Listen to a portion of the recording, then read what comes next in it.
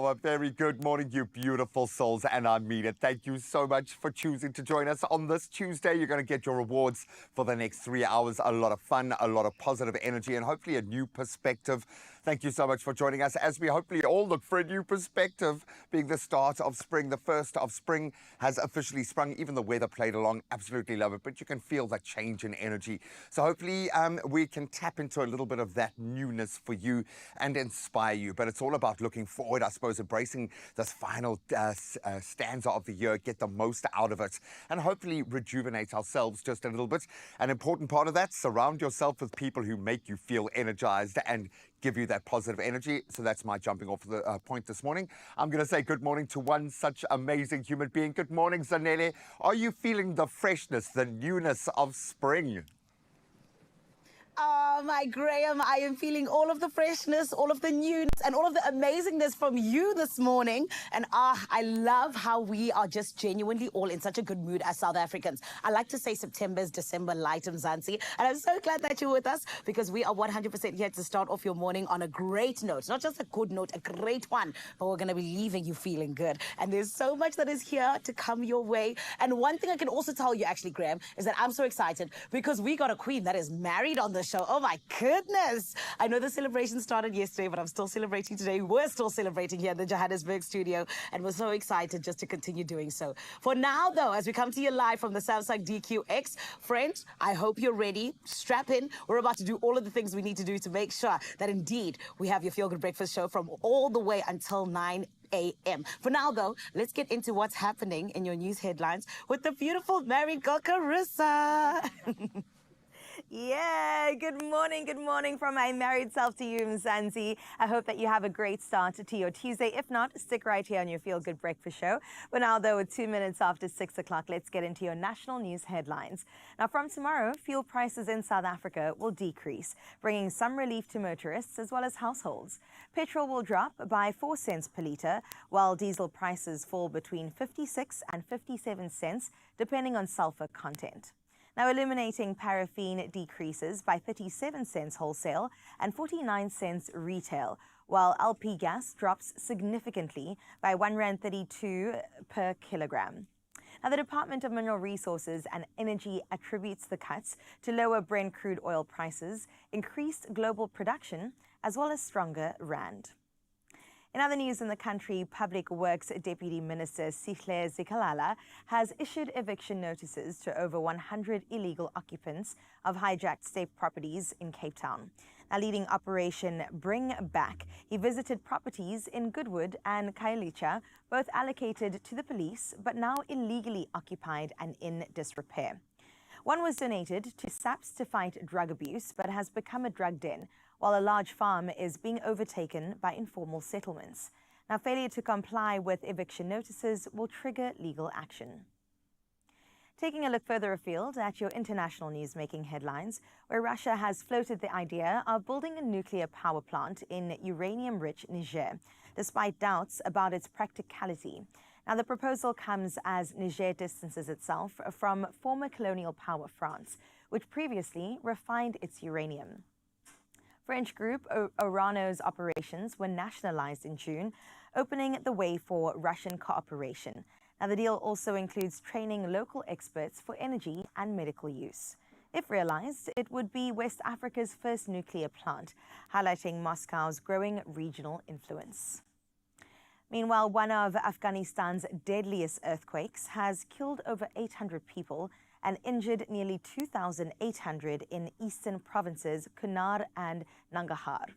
Now, the magnitude 6 quake struck at midnight, collapsing mud brick homes in remote mountainous areas near the Pakistani border. Rescue efforts face challenges from heavy rain, landslides, and blocked roads, leaving communities cut off without mobile networks. Now, the Taliban administration has appealed for international aid to address the devastation.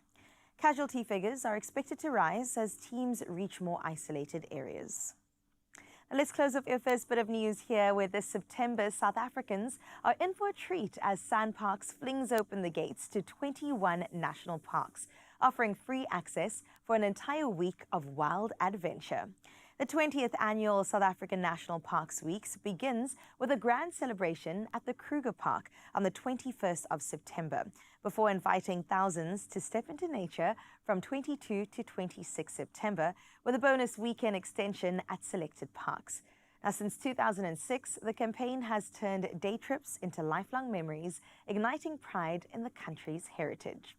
From golden savannas to ancient forests, it's a once-a-year invitation to roam, discover, and of course fall in love all over again with South Africa's wild heart. Another thing to add to your bucket list there, but that's where we leave your news for now. We'll touch base again at 7 o'clock. For now, let's get into some sporting highlights with Graham.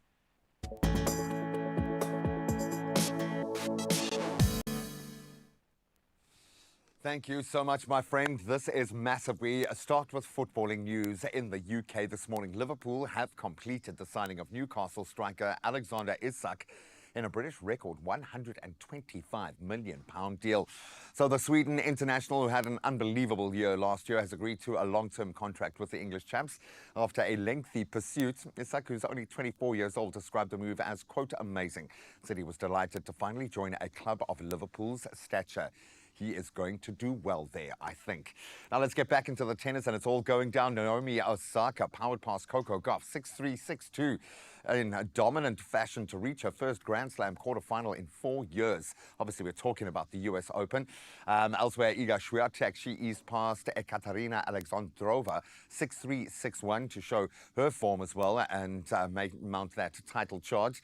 In the men's draw, Felix Auger-Aliassime beat Andrei Rublev to set up a clash with Alex de Minaur, who swept aside Leandro Reddy. Clearly, the big guns warming up nicely heading into the final stanza of the year's last big Grand Slam. On the athletics front, plenty to still get excited about. In athletics, South Africa has named a very strong 49-member squad. That's for next month's World Championships in Tokyo, featuring 8 national record holders. Talk about form. So Akini Sambine and Prudence Sakridiso, they headline the track athletes, while Wade Vannecker, he's back in the fold. He shifts focus to the 200 meters. Then Olympic medalist Joanne Duplessis leads the field team with 4 relay squads also in the mix. And I think the world will be watching that space very closely. Now let's get back into some footballing news, as Arsenal have signed Ecuador defender Piero Hincapié on a season-long loan from Bayer Leverkusen with an option to buy for £45 million, clearly trying to fill some of the holes shown over the weekend. The 23-year-old, a key figure in Leverkusen's 23-24 Bundesliga title triumph, has over 100 appearances for the club. Very strong. Mikel Arteta praised his versatility, his physical presence and his maturity on the field, calling him a major boost to Arsenal's defence. Again, I think a very good fit for the club, and especially with those holes opening up this early in the season. But we love all the moves being made in sport this morning, and we'll return and touch on those headlines again at around 7 o'clock. Brand new day, brand new weather to take on board.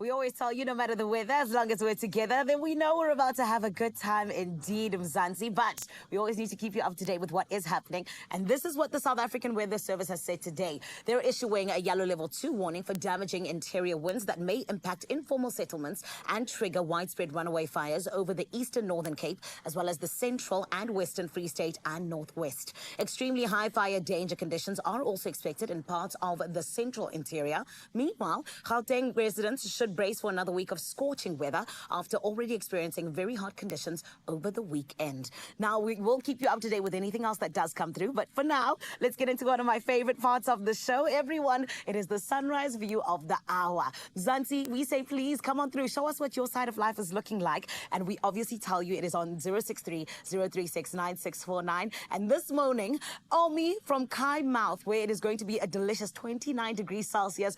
Omi, this picture is absolutely stunning. I am obsessed with your work, my love. It almost looks like you did some AI things, took it off the internet and all of these different things just to get us this picture. But I know it was a delicious capture from your camera, and we thank you so much. All of the gorgeous colors coming through. I wish I was waking up in the Eastern Cape too. But because of your sunrise view of the hour, I do feel like I am. And Mzansi, this is why we ask you to come on through and show us what is your side of life looking like. 063-036-9649. For now, though, I need you to make sure that you do not go anywhere. Let's take a look at what your temperatures are looking like today.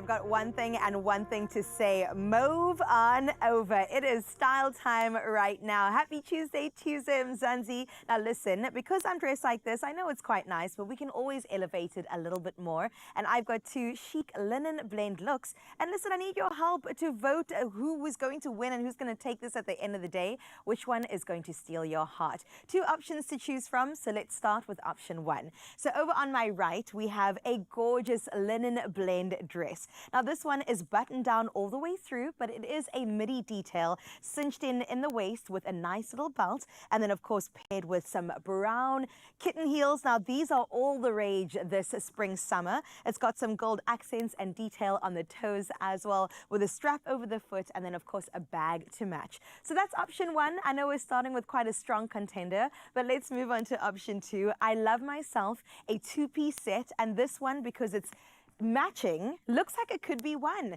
So this shirt is really beautiful. It's got a balloon sleeve detail and then a mandarin neckline as well. Pair that with some really wonderful shorts. I mean, you can see the vision coming together beautifully. The black belt to match the black hobo bag with some gold detailing, and then of course the fisherman styled shoes really just brings it together. Two options to choose from. Which direction are you going to go for? That is the question that I have for you today. We have to just switch up my outfit a little bit. I'm looking spring summer, but I could look even more according to you. So it's your style, your say. Which mauve linen blend look really is going to get your vote at the end of the day. All you have to do is head over to our Expresso social pages and tell us which one is your favorite. Now don't forget to use that hashtag Styled by Woolies and let me know what you want to dress me in today. Good luck.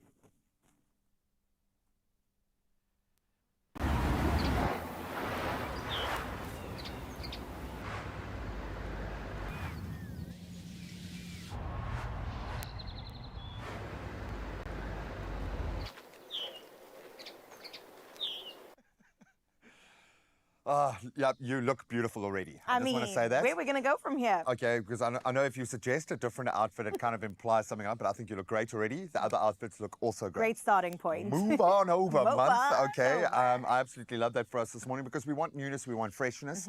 So I'm going to inject that in the form of fritters. I love fritters. Ooh, I love a I'm yet fritter. to be able to make them properly. So we're going to make corn and courgette or baby marrow. I don't know What you a wanna great call it. combination. Sounds great. Yeah, just drain the baby marrow and I think we'll be good. That's what somebody told me, okay? All right, I feel Take- like I should be writing You should this be writing it down, down, man. that's what I'm saying. Don't worry, we actually put a QR code up so you can scan that and you get all the instructions sent straight to you, so you don't have to stress out like me. Okay. Then we're going to try and de-age a little bit this morning. Why Okay, not? Dr. Zondi is here, and she is our ultimate plug-in this morning. Right. We're going to deal with health on a number of levels at the moment. When we talk about the freshness, the newness of spring, wouldn't it be great if we started with our bodies? We talk about mindset, we talk about emotion. How about we just get the bricks and mortar in the right place? And we have got an amazing opportunity, not just for the individual, but I think all of South Africa to start thinking about health, about movement, and about aging in a very different way. Oh, I'm excited. I I'm started my too. gym journey yesterday, so let's keep on going. We'll see you after this.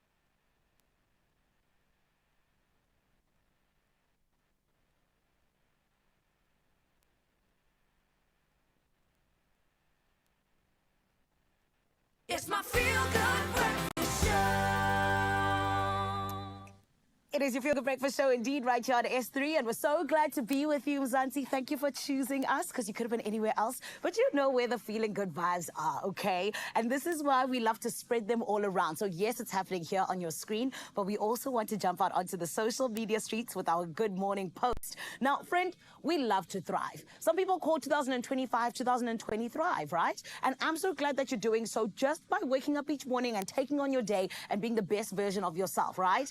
But we want to know, what does your definition of thriving in 2025 actually mean for you? So I can tell you this much, because I feel like almost every person is different and we all find ourselves in different stages of our lives. I think that almost everyone is absolutely tired in 2025. So thriving to me is finding time to rest, finding time to just breathe, sit back and not have to work or do anything hectic. That's what it is for me. But what is it for you? What is your definition of thriving in 2025? Let us know across all our social media platforms on hashtag Expresso Show. And you can also come through with a WhatsApp voice note, 063 036 9649. And you know we love to hear from you, so please do come on through. For now, though, let's head on out to Cape Town, my beautiful Mother City family. Are you guys still feeling good? I can imagine, Carissa, you are, because like you're married and stuff. I won't stop reminding you.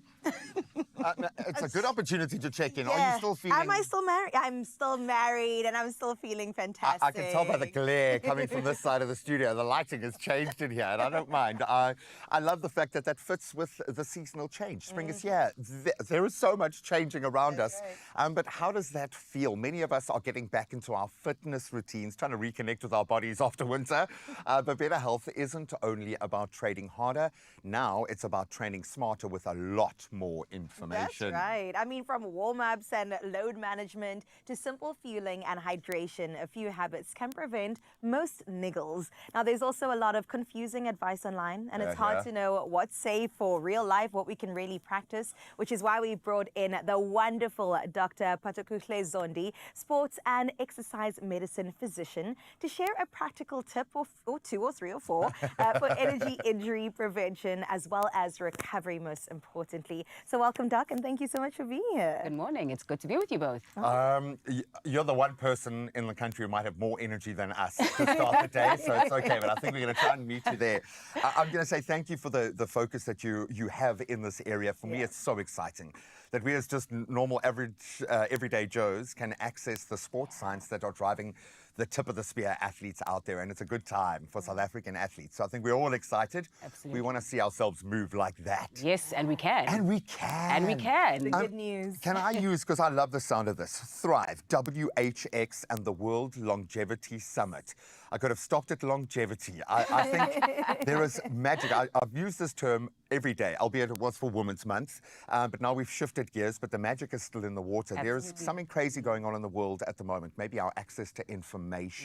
So a platform like this, why is this just so exciting in your space? There are so many reasons that I'm excited about Thrive that is launching in Cape Town, in fact, from today. Big.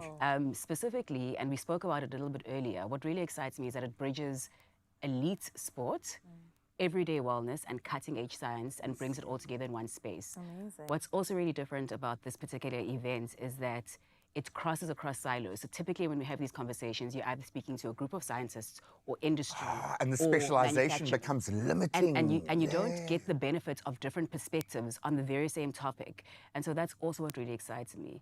And maybe lastly, like I said, it's launching in Africa and it's launching in Cape Town, this particular Thrive leg. But it offers global perspectives, very much grounded in African context. And I think that's so meaningful, and so meaningful that we're having it in South Africa. Unlock the super athlete, baby. I have a feeling this is now why African athletes are doing so well, is because we're tapping into our intrinsic value. I love that. Absolutely. Okay, so let's start over here. We have to put two things against each other. Health span versus lifespan. What is the difference? Why does it matter? Oh, I'm so glad we started here. Such a great question. So when we speak about lifespan, we're simply speaking about how many years you live or how long you live. Yeah. When we speak about health span, we're speaking about how long you live with a good quality of life and without disease and without disability, right? And that's really important, because if we're only concentrating on prolonging our lifespan, we're just saying we want to live longer, but we could be living longer and being sick with chronic illness. Yeah. Whereas if we focus on health span, we're saying we want to live longer with a good quality of life. So it's not just about the number of years, but the life in your years. And sign me up. better impact through Absolutely. those years, because I think we are now understanding we're going to have a second half of life that we didn't have previously. Absolutely. When we talk about longevity, what does that look like now? Are we talking 110, 120 years?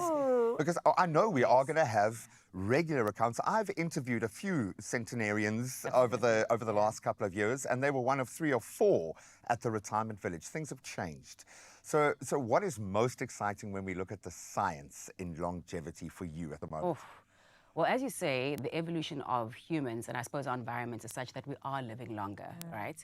And if you speak about longevity science specifically, I guess for me personally, the elements that excite me is the science and the innovation that is accessible. Right? Yes. And so these are things like recovery modalities, like microbiome science, like sleep science actually, and sleep technology.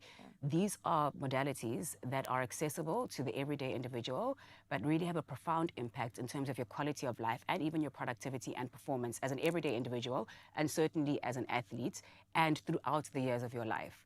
Then there's other things that are really exciting in terms of the advancement of longevity science. Things like stem cell therapy and regenerative science, and even things like genomics and biomarkers. Those are really exciting in terms of the potential that they offer for individualized and personalized medicine. Down to the gene. Down to the gene. But in some of them, we're still quite early on. And of course, they're not all very accessible. But it's exciting in terms of how it may potentially influence, of course, longevity and quality of life. I'm sorry, you mentioned sleep, and that's like a dirty word around here. Okay. Yeah, given that it's Sleep what time in the protocol, morning is it? exactly. Let's You not obviously even didn't check get alarm. your little side note there. But the future is looking bright, which is really but this what is it. And just to feed off what you were saying earlier, because now the important scientists, the doctors, the professors who carry this unbelievable knowledge, this generational knowledge, are connected to a TED Talk, are connected to a weekly video update. You've got at Johns Hopkins, you've got the 100-year-old doctor doing the rounds with the youngest, freshest mind. It's amazing the information sharing that we've got now. So it's What an exciting time. I love it. It really is. Access to information is beautiful. I wanted to talk a bit about integration, because I know things don't happen in isolation, right? So when it comes to mental health, it comes to mindset, physical performance, how do these kind of work together, and why is it so crucial for them to act in harmony? Well, quite simply, every one of them influences the other one, right? So mindset influences mental health, influences your ability to perform physically. Physical performance, so in other words, or physicality. So if you're anxious, stressed, depressed, it will influence your emotional well-being and your mental state, and even your ability to perform. So those individuals and even athletes who perform at their best and who are optimized take a whole human approach. So in other words, they work on optimizing their mental health, their emotional health, their physical well-being.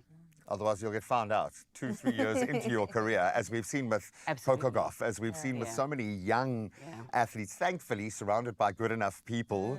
And I mean good, not in like an emotional sense. I mean in terms of their worth in that ecosystem to put on the brakes, to look after their mental health. For a parent now, let's get a little self-indulgent. If you've got a child, because we've got to keep athletes in uncomfortable spaces to keep breaking new ground and getting better.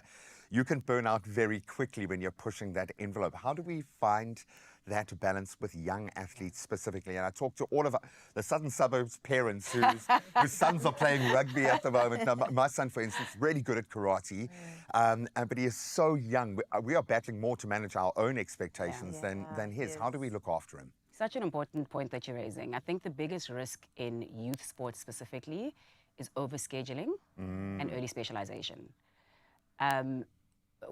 Any parent now knows you're stressed out about the 700 activities that you're trying to cram into your child's schedule. And he's not even in primary school yet. Exactly. But what we do know is, and there's enough examples, that both overscheduling and early specialization lead to early dropouts, they lead to burnout, and they lead to overuse injuries. So it's actually counterproductive. So I think what we need to be doing as parents, and certainly as schools and youth coaches, is we need to firstly be encouraging our kids to be participating in a broad spectrum of sports. Play. There needs to be, we need to prioritize participation over performance, right? And when it comes to specialization, really, you should be leaving that till after puberty. Yeah, kids shouldn't be specializing. You mentioned one, and there's a lot others who specialized early, but they are the exception to the rule, and it's so important for us to actually Well, and mark form a that. relationship with that coach and understand that progression. And if you've got certain sports, things like gymnastics and any kind of martial art that's a gateway to a lot of other physical movements, look at that, building that base set. But I absolutely love that. Create spaces for them to play and discover. And participate in as much sports as possible, right? In as many sports as possible without overscheduling, you know, so that they get the benefits of the different sports in terms Play of a bit of football, learn how to lose. Sometimes you got to, you know. Oh, the tough part of it all. I want to talk about social media because when it comes to youth, you can't have that conversation without the online space. And also how they view themselves, how they view others, comparison, all of that. Is it a bit risky to have them on social media, to have them view themselves on social media? What's the relationship Yes, there? Carissa. Yes, Dan. I'm That's asking Dan for me. speaking. I'm going to say that on behalf of my daughter, yeah. Look, I think there's risk and there's opportunity. The risk, Yeah. of course, is the misinformation, the comparison, and what it can do in terms of mental well-being Insecurity, and yeah. insecurities. And I think there's a lot of documented evidence that does show that giving young kids access to social media early is not advisable. The algorithms are set up to focus on those exactly. insecurities, unfortunately, yeah. But once you have been able to teach digital literacy, and we're talking a little bit later on now, and you're going to control their access to social media, of course, there's other opportunity. There's access to information, if you got the right information. There's access to communities. And as we were speaking about earlier as well, and maybe just to the older generation, we're now able to train like athletes from our own homes, sure. right? Because of the access that we've got. But I think if I was going to leave one message is we must, as parents, be cautious about how much access we give our kids to social media. It's like a gun, and I think you've got to understand that. The yeah. more you can control and curtail that, the better actually it is for your children. The flip side of that, though, you've got situations online where young football captains of under 14 football sides can then link up directly with Erling Haaland and ask him questions about how he trains, and he can post a video and they can post a video in return, and we can all live in this beautiful world together. It has massive value in the athlete space. I get that, but you've got to, thank you for saying that, tread very, very lightly. I'm just stuck on the whole longevity thing. I was hoping for a number like 125. Yes, I quite like the please. sound of that, but I want to be an active, fit 125-year-old who eats well and looks well. Looks okay. I'm not changing your diapers, all I'm saying. No, my son has already earned that comment. We're not going to let the doctor go anywhere. Loving the spirit of this talk. And if you've got any questions or maybe some science in the longevity space, in the health space, in the lifespan space that is blowing your mind, we'd love to hear from it. Any life hacks, any cool sources of information you've tapped into. This is the era of information sharing. Everybody is welcome.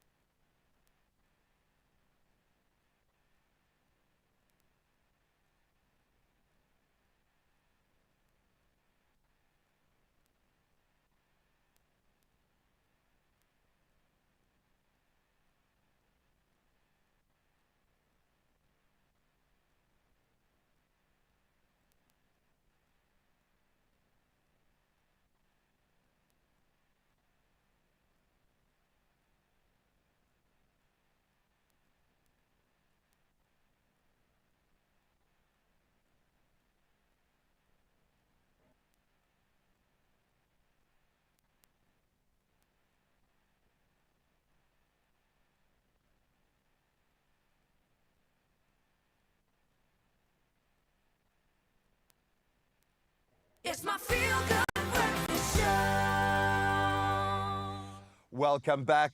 Dr. Zondi is chained to the couch. She's not allowed to go anywhere because she is a wealth of knowledge, and it's the kind of knowledge that we need to plug into this morning. We are talking health and wellness and longevity. Why? Because it is a very different conversation even this month compared to last month. That's how fast the new information, the practical advice is coming. So I thought we'd start there. We have an opportunity to change the system, Doc. And I always talk about football as being a great example. And Gordon Eggerson, for instance, focusing on grassroots development, plugging in sports science, nutrition, biokineticists at the highest level. He gets a young team. None of the kids have passports. None of the kids have ID documents. They're beating the best teams in the world 17-0 when you can unlock that. When you think about this wealth of knowledge you have for schools, for those school coaches, those that have to be the custodians of that early journey, what advice do you have for them now looking at this beautiful future that's ready to be embraced? I love how you've just mentioned that by really simple interventions, we can unlock true potential. Oh, for sure. And I really think that we should concentrate on those simple building blocks. And so I'm going to start where we ended last. Children should not be specializing early. Young children should be exposed to a multitude of different sports, right? We should prioritize... Would Wade Van parents agree with that? Do you think? Look, you can... And so I'm being cheeky here. No, you can absolutely... I mean, you could ask me, would Tiger Woods' parents agree with that? Would Simone Biles' parents agree with that? But these are the exceptions to the rules. Or maybe they would have come full circle back to that realization These are through the their exceptions journey, to the rules. There are far more many children who specialized early, whose names we don't know because they were youth stars and then faded out because they burnt out. And they've had or they've made a far greater impact in sport than we've known. They just weren't front of page. No, Yeah. I'm But going I to get clarify. you, yeah. Most of them actually burn out. So there are exceptions to the rules, and there are sport where maybe, you know, like gymnastics or whatever else, although that's also changing. But let's come back to your question. I like that. What would I advise coaches and young parents of these athletes? The building block: exposure, prioritize participation over performance. Recovery is important, so have unscheduled play, like you're saying, right? In young kids, not everything must be scheduled.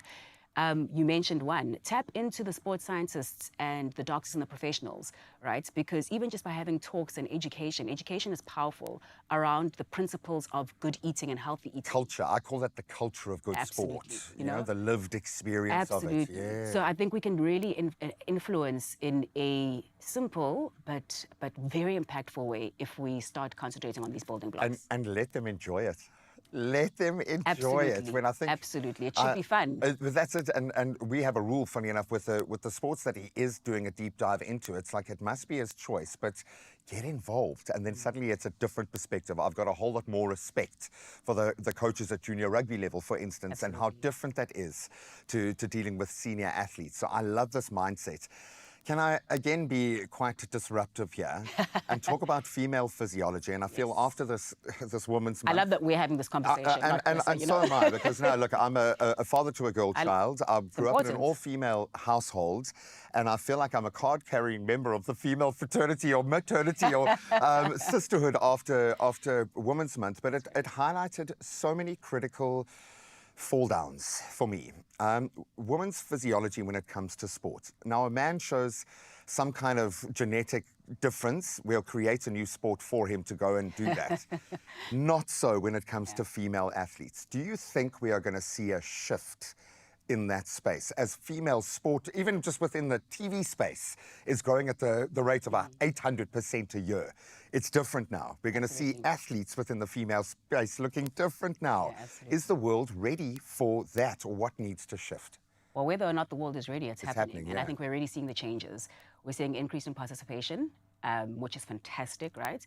And we're also seeing increased performance in female athletes. So we're breaking barriers that we weren't breaking before. What's really exciting for me is that what we see historically is that female athletes are under-researched, right? And because they're under-researched, it means that there's a lot of things that we don't know. What we do know is that women's bodies are very different or nuanced physiologically in terms of hormone profiles, musculoskeletal. Infinitely different. Infinitely different. Are you stamping your own anecdotal views I'm there? going to say it as I try to make my way through those infinite differences. Yeah. So there are differences, and I think the more we understand about those differences, the more we can do to prevent injuries, and importantly also to improve performance and optimize women who are exercising, and that for me is important. What is the biggest barrier to young girls achieving in sport right now, do you think? Sure. What a big Sorry, I question. know. No, it's your own fault. You're Yeah. just giving such amazing answers. We're going to have to just keep ramping up. But it strikes me that there is an opportunity to welcome more young girls into the space of movement, of health, of strength. But what is preventing that at the moment, do you think? What do we need to focus on? Look, there's a number of things. I'm going to just speak from the heart and my experience now. There's a number of things. I think the first thing is exposure. So Representation. not all sports are open to all girls, and girls don't know all the sport that are available to them. So I think that's the first thing, right? So exposure to different sports, because I think once girls are exposed to different sport, we'll see them step into different spaces. As we're seeing now It's at an the Rugby World equation. Cup. Yeah, Look at it's the an Rugby World equation. Cup and how we're doing. That's something that didn't exist a few years ago. I think also sort of education. So education about our bodies and how we navigate different times and different periods in our lives as females is a significant barrier/opportunity. And that goes both ways, because it's for the athlete, but it's also for the system to manage if a young female athlete wants to step out of that, to have a child, for instance. Yeah, absolutely. It must not take her 5 years to be able to get back into that space. So, I mean, if you look at like girl and boy children, you might find same levels of participation in sports when they're young, but as soon as they hit puberty, what you are seeing, the evidence does show that girls drop off, and you get less girls participating in sports post-puberty than you do boys. And so you've got to ask yourself why. What is it about that period, and what can we do? Because that isn't a reason to stop playing sports. That's half of the global population is experiencing the same element. Similarly, pregnancy also creates a barrier. So you see a lot of women who were exercising, then post-pregnancy, they struggle to get back to exercising. Again, we've got to ask ourselves why. What is happening in that stage? The pink and tax, what can we do? it's pay, What can we do to change that narrative? Seeing as you're just giving us sage-like answers here, and I'm absolutely loving this kind of mindset being like the tip of the spear again as we share this knowledge. If there was one misnomer, one absolutely frustrating, irritating fact that women often have in the way of, for instance, their fitness and their health and wellness journey. Like, so for instance, I'll use an example of getting on a scale to measure your success. Absolutely. When you should be building lean muscle mass, which is going to make you weigh more, and that makes you look better. Even Absolutely. putting on muscle mass, for instance, I'm getting a bit riled up. For you, what pushes those? What do you wish you could address and reverse? Look, I think there's two things that I would actually point out. The first one is there's this misnomer myth that I can't train at certain times, like I can't train during my period. No, many women can train and can actually train better during their period, as an example. It's a superpower. Or yeah. I can't train during pregnancy. You can, you just need to be smart and advised and well informed about how you train during pregnancy, right? So that would be the first one, is this I can't train during certain Just I can't in general, yeah. name female specific time period. And the second one you pointed to, strength training and resistance training. I don't want to do weights because I don't want to bulk up. No, strength training and resistance training is so important in terms of injury prevention and improved performance. It's vital and it's key. Everybody should be Essential, yeah. incorporating at least 2 strength training sessions in their workout program. And that should ramp up. You should pick up weights. The older you get, you need to have direct weight on your body, Every right? single person, or let me say every individual, I'm going to talk about sort of after puberty now, because we don't want to miss, and should be doing some kind of resistance or strength training. All right, so I've asked you very big, general questions. I'm looking at you full of an unbelievable vitality. For you, where does that come from? How do you fill your own cup up? Let's be honest here and talk from our own perspective, because when you've got the weight of the whole fitness and health and wellness world on your shoulders, I'm sure there are days where you must feel like an imposter. You must feel like, I can't even get out of bed. What goes through your head? How do you keep yourself sharp? Well, luckily, I acknowledge that I don't carry the weight of the whole that. industry, because it's a shared journey that we're on. And so I have a number of remarkable colleagues that are also deeply invested in this journey and this narrative, in transforming what wellness and performance looks like, and in working together to ensure that we do best for our athletes, which includes you and me. I love the sound of that, yeah. The second thing is I live what I preach. And so I am one of those individuals who loves to exercise and keeps physically at. And so I do that every single day, and it keeps me well physically, it keeps me sharp mentally. I also do it in a way that I enjoy. So I have changed my journey over the years, depending on what appeals to me, and also What is the it phase now? of life. Oh, I'm a very avid cyclist right now. I was hoping you were going to say salsa dancing or something, but it's okay. Avid Cycling cyclist, is and cool. actually, I'm also one of those people who now have just gotten into high rocks. Oh, and Lord I help us. absolutely love it. So, so I am one of those right now. The rest of us must be scared. I absolutely love the mindset that you represent because it feels like a collective, a shared. And in this space, I think the whole is going to be so much greater than the sum of the individual parts when we can get out of our lane and start sharing information.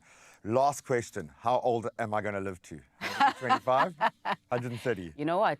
That's entirely up to you and the decisions that you make today. Sure, I'm going to make better choices. In fact, I'm going to start right now with better choices by choosing to eat slightly healthier. And if I can't cook those healthy meals, I'm going to learn how to do it because we have access to information.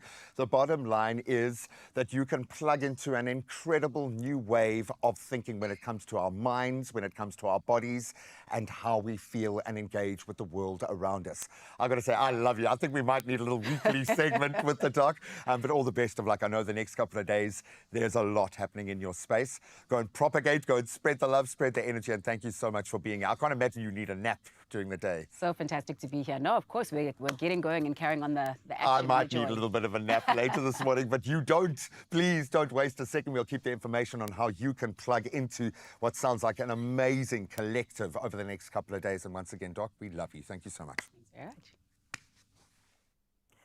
Well, you heard the good doc there, that it's about the decisions you make today. And it is spring after all, and there's no better way to enjoy fresh seasonal veggies than with these crispy zucchini and corn fritters. So this is the decision you've got to make. It's packed with corn, grated zucchini and herbs. They're so light and flavorful and so perfect for lunchtime, especially when paired with a tangy lemon herb yogurt dip or even breakfast, which is exactly what we're going to get into today. Really simple ingredients that come together in a jiffy. Even Graham can do it with me, okay? But I'll put him on sauce duty in just a little bit. We're going to start with the wonderfully fresh and vibrant ingredients of corn and zucchini. Does that sound good to you? No, I heard like wonderfully fresh and vibrant. I was like, oh, she's calling me. And then I ran and then you were talking about the but corn also and... you. But also you. I just feel like after chatting to the doctor, I feel like you and I both have to try a lot harder. We do have to try most hard. things in life, okay?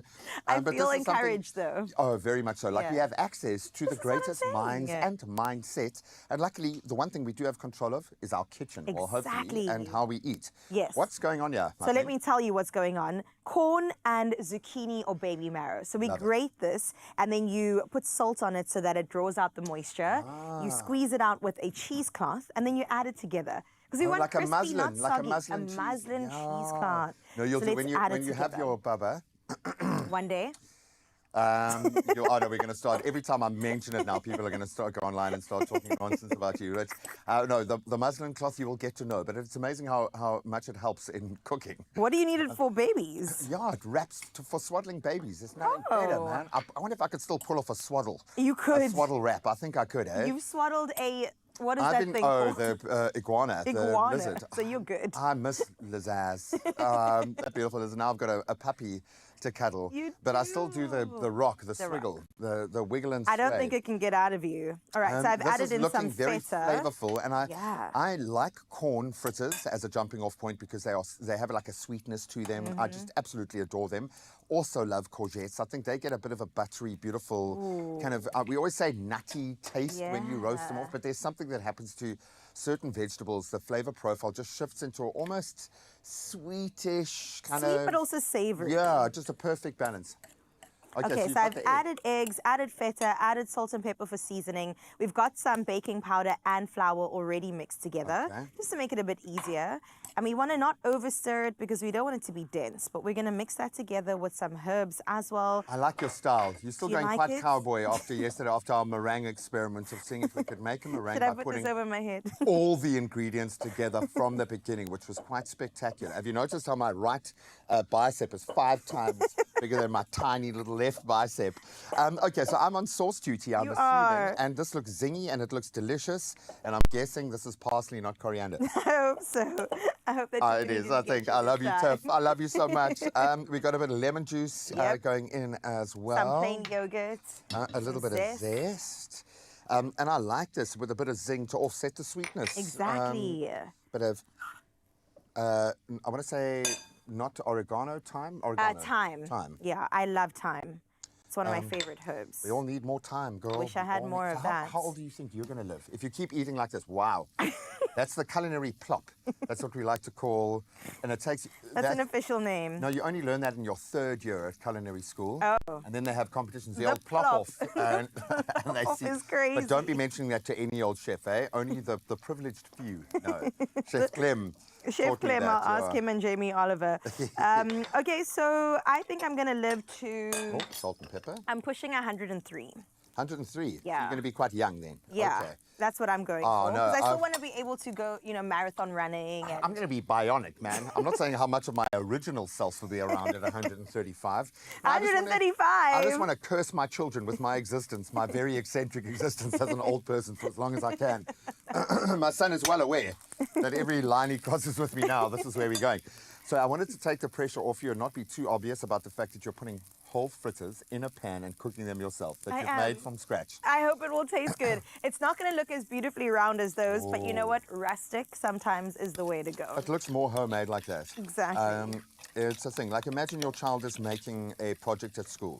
If you help too much, Am I the teacher child will making the know. project? The teacher will know that you've helped with the project, okay? I don't think the teacher's going to, or she might look at that one and go, oh, did somebody help you A with this, little bit of Carissa?" help there. And then you can How do say, you make it well, circular? I was worried Oh. about, my mommy told me that I'm not allowed to use. I have an idea. Um, I'm going to try. there is a spatula. Wow. I've seen they do this with cookies.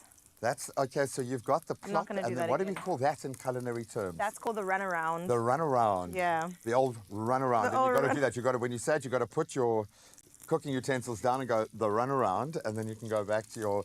You do actually have a spatula there, I think. I don't want to But side that's seat to drive. lift it. Graham, let her Let's do cook, it. okay? Oh, look at wow. you! You are making fritters. I'm making You are fritters. actually making, and I don't want to Why sound do we surprised. sound surprised? I do sound surprised, and I'm sorry. I'm trying to mask it, but it's a self-indulgent surprise as well, because I'm like, wow, we are We collectively making Not you fritters. taking the credit for my fritters. You'll see a QR code as promised on the screen right now. It'll give you the ingredients and it'll play by play on how you can get you. So what was critical here, Carissa? Yes. And I think you taught yourself some new skills when That's it comes to courgettes. What do we have to do with the courgettes to make sure these guys don't burst in a cloud of steam? So once you have your plopping and your runaround, then Okay. basically you just wait until it's cooked. Dry your courgettes, man. Yes. And did you put salt on, you said, onto the did put courgettes, on the salt. grated courgettes to draw even more moisture out? Use your muslin cloth, and we are winning. I absolutely love that. Speaking about winning, I wonder which look won the fashion Don't- segment today. Okay, well, don't break it and then hand it over to me, man. I won't, I Oh, promise. look at you, man. It's sabotage. Now, these look amazing. All right. I have a feeling you didn't get too much food on ourselves, but it still requires an outfit change. Now, you guys had the I will opportunity change. to choose another beautiful outfit. So I'm going to ask her to mauve on over. That's the color theme for the day. And of course, we will find out in just a moment what that winning look is. But I think my amazing friend over here has knocked this out the park, bar this happy little one. There's got to be one experimental. But it's as easy as that to whip up something absolutely delicious, homemade. It's going to fill your house with gorgeous smells. And it is super, super easy to make and packed with the right kind of nutrients. You can even use a little bit of leftover veggie that's just waiting to be reused. So scan the QR code, cook along. After the break, we help Carissa get dressed. We'll see you now. Very good.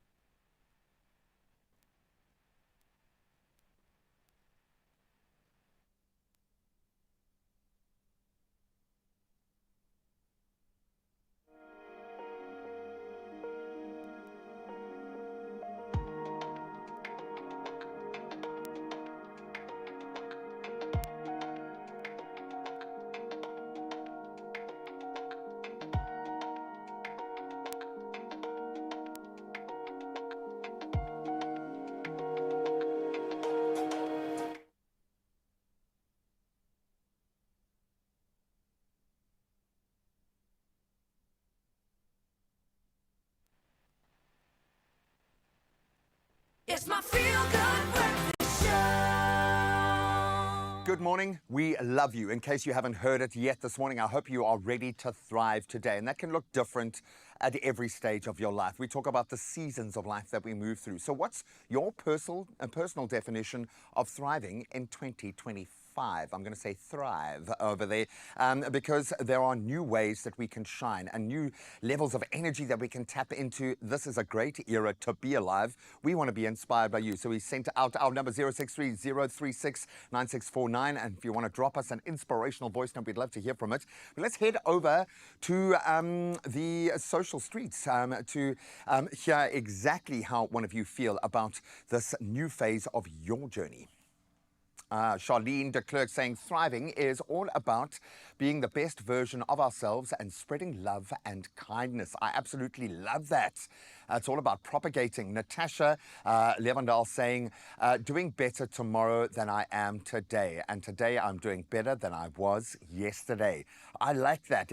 Day-to-day steps, increments. Well done, Natasha.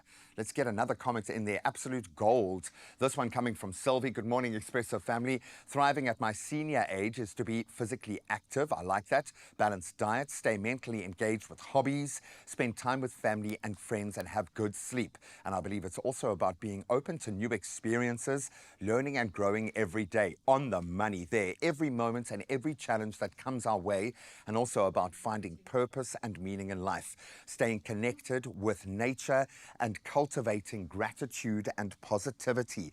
In all of my many beautiful years doing this show, I don't think I've had the playbook for life laid out as succinctly as that. Thank you so much. We can be so proactive in our health and our happiness. It's in your control. And for some of us, that looks like a beautiful new outfit. So let's help my good friend get dressed. So we, of course, put a lot on your shoulders this morning, from solving the problems of the world to helping my gorgeous friend select between two gorgeous outfits. Obviously, mauve is the color that is dominating our fresh look this season, and I think it works for spring perfectly. Option one, slightly dressier. She looks, well, they're both actually really, really chic. It's just a different modality, really. So let's find out how you guys are feeling about option one and option two. I think they're looking by Carissa's face. I think she likes them both. But Tracy Kufort saying good morning on this second day of spring. Styled by Woolies. That's the hashtag to use. Option two for me. I mean, you, Carissa, love the arms on the top. And it's the finer detail. Love that puff sleeve as well. Well done, Tracy. Portia saying I'm loving the first look more. But it's that time of the year to show those beautiful legs. So option two, pretty please. I like that. She's been working so hard on the bod. Show it off, girl. Portia Mapundi, thank you. Deirdre DeVet, Karim saying option two, Clarissa, snazzy and springy. I think you guys got the brief. We need to see the new season exemplified. Boy Tomelo, Boy T, Glue saying good morning, fam. Definitely option two, please. The sun is out and we want to wear something light while we look cute.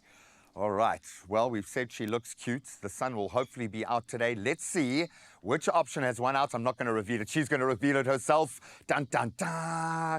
Yay! Option two for the win. Option two for the win. I love and I it. brought the sunshine along with me as You well. did. Why not? I love it. The So tone cute. is beautiful. I call it plum, but it's not dark enough for plum. It's mauvey. Not quite. We're almost there, but it is mauve, and it is a great two-piece co-ord. I love this because you can dress it up, you could dress it down, and you could also wear them separately. The little detail on the belt made it very chic. I was How about to nice. say option one was chicer than option two, and then I saw the belt and the And then finishing look at touches. the details on the Absolutely beautiful. back. Can I say it officially for the first time on TV? Fisherman's shoes. Fisherman's styled sandaled shoes. They are actually a real thing. I thought. And they're so comfy. I thought you were playing a joke No, on no, me no. earlier, but they They're are so actually comfortable. They're gorgeous as well because they elevated. Yeah. In terms of the open toe, love it. You look gorgeous, girl. I love this I'm outfit. applauding you at Honestly, home. well done, Expresso fam. And we want you to slip into summer just like me from first light to golden hour. Woolworths' summer collection delivers breezy silhouettes and also blooming florals that you'll live in all season long. So shop these looks and more in store, online, and of course on the app. Just look as good as me. I mean, come on. Or try. Try it. Try a little bit. Beautiful. Well done.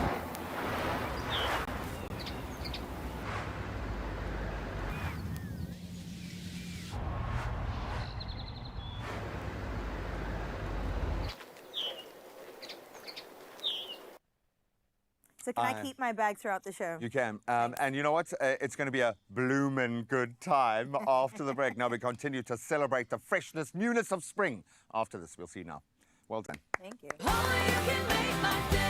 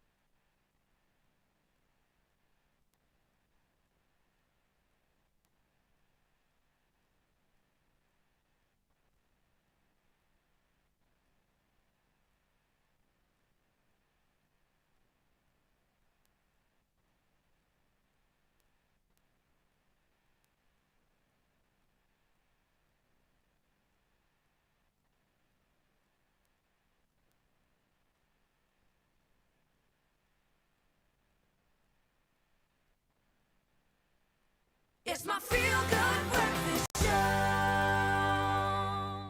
Welcome back to your Feel Good Breakfast Show. Now that I'm all dressed up for the next 2 hours of the show, let's get into 7 o'clock with your national news headlines, where Johannesburg Mayor Dada Morero has announced that Lillian Ngoyi Street, formerly Bree Street, will reopen to motorists and pedestrians next Friday.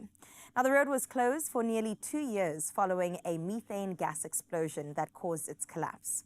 Repair works were delayed after the initial contractor failed to meet deadlines, increasing project costs for the city.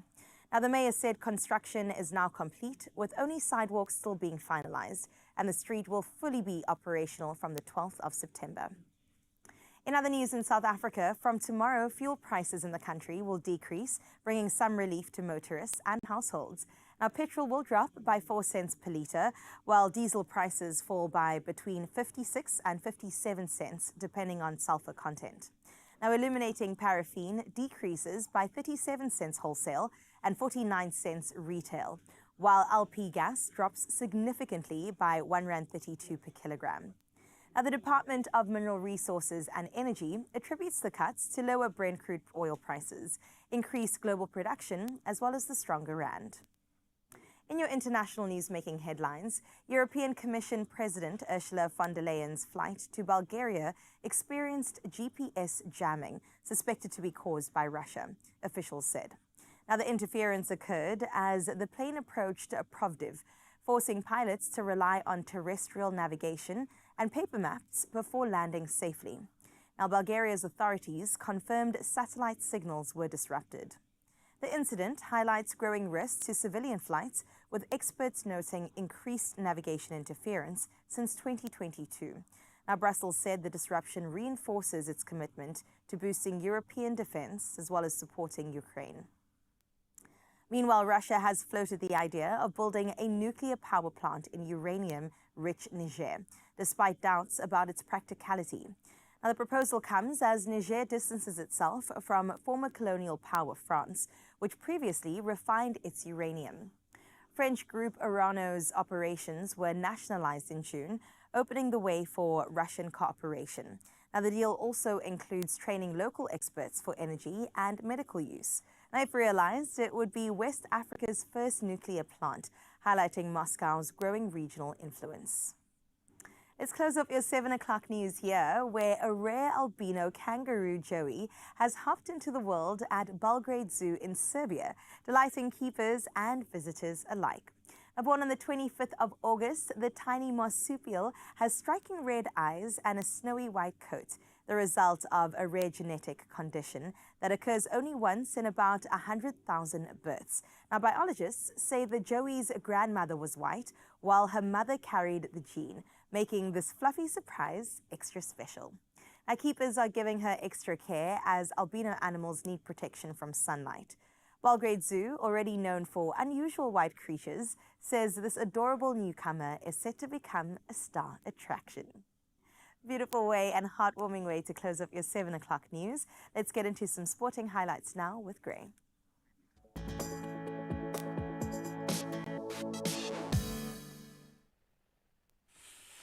And we move on to another interesting creature right now. Let's get into some massive footballing news. This one's still sinking in for me. In fact, Liverpool have now completed the signing officially of ex-Newcastle striker Alexander Isak in a British record £125 million deal. Incredible. So the Swiss international has agreed now to a long-term contract with the English champions after a lengthy pursuit. Isak, who was only 24 years old, described the move as, quote, amazing, and said he was delighted to finally join a club of Liverpool's stature. I think Newcastle desperately going to miss him as well. Now let's get on to tennis, and Naomi Osaka looking very strong as she powered past Coco Gauff 6-3, 6-2 to reach her first Grand Slam quarterfinal in 4 years. That well, Iga Swiatek looked just as strong, easing past Ekaterina Alexandrova 6-3, 6-1 to continue her title charge. Then on the men's side of the draw, Felix Auger-Aliassime beat Andrei Rublev to set up a clash with Alex de Minaur, who of course swept aside Leandro Reddy, showing his form going into the crunch period of the last big Grand Slam of the year. Now, from the athletics perspective, there is one major highlight still to come this year, and Athletics South Africa has named a very strong 49-member squad for next month's World Championships in Tokyo, featuring 8 current national record holders. Akani Simbine and Prudence Sekhodisho, they headline the track athletes, while Wade van Niekerk's back in the conversation. He shifts his focus to the 200 meters. Then our Olympic medalist Joanne du Plessis leads the field team with 4 relay squads also in the mix. And you know, especially Americans, but the whole world are going to be watching that relay space. Now let's return to football for another big move, as Arsenal have now signed Ecuador defender Piero Hincapié on a season-long loan from Bayer Leverkusen with an option to buy for €45 million. Clearly, I think filling some of the gaps that were highlighted over the derby game this weekend. The 23-year-old, a key figure in Leverkusen's incredible 23-24 Bundesliga title triumph, has over 100 appearances for the club, so a lot of experience. Mikel Arteta praised his versatility, his physical presence, which is quite Arsenal in its DNA, his maturity, and has called him a major boost to Arsenal's defence. And I think they need to shore up the defence, looking at the injury woes this early in the season. But some big moves in football and in other sporting areas, and we'll track them again at around 8 o'clock. Right now, let's track the traffic, get you to work safely.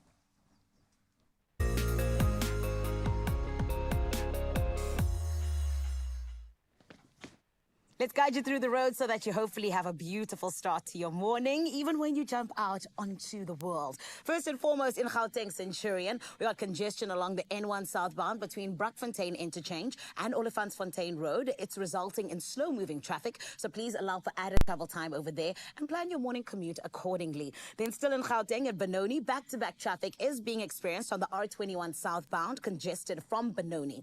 Mainline congestion will be in effect and heavy delays are expected over there, so you might want to find an alternative route. Then in the mother city, Bottasach, it is motorists that are making use of the N7 south ramp towards the N1 inbound at Wingfield Interchange. They can expect delays due to congestion, unfortunately, as peak hour traffic intensifies. Do exercise patience over there, and let's please arrive alive. For now, let's check out what's happening with your weather.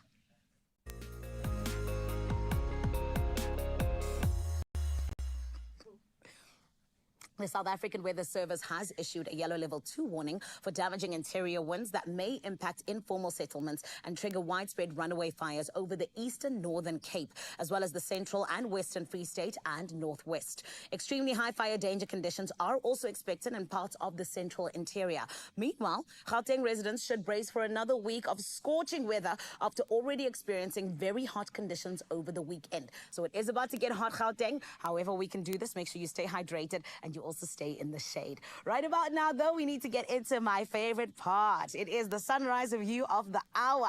And right now, I love the fact that Louise Cherry from Alberton came through, and it is going to be 28 degrees Celsius over there in Alberton, by the way, Louise. But this picture is absolutely stunning. It looks like something out of a tropical paradise. There's the trees, there's the gorgeous blue and the hues of orange and yellow. We absolutely love it, Louise, and thank you for showing us how it's done. because Mzansi, now it is your turn. We want to know what is your side of life looking like, and you got to send it on through on 063-036-9649, and we get to show everyone else in the country. For now, though, let's have a look at what your temperatures are looking like for the day.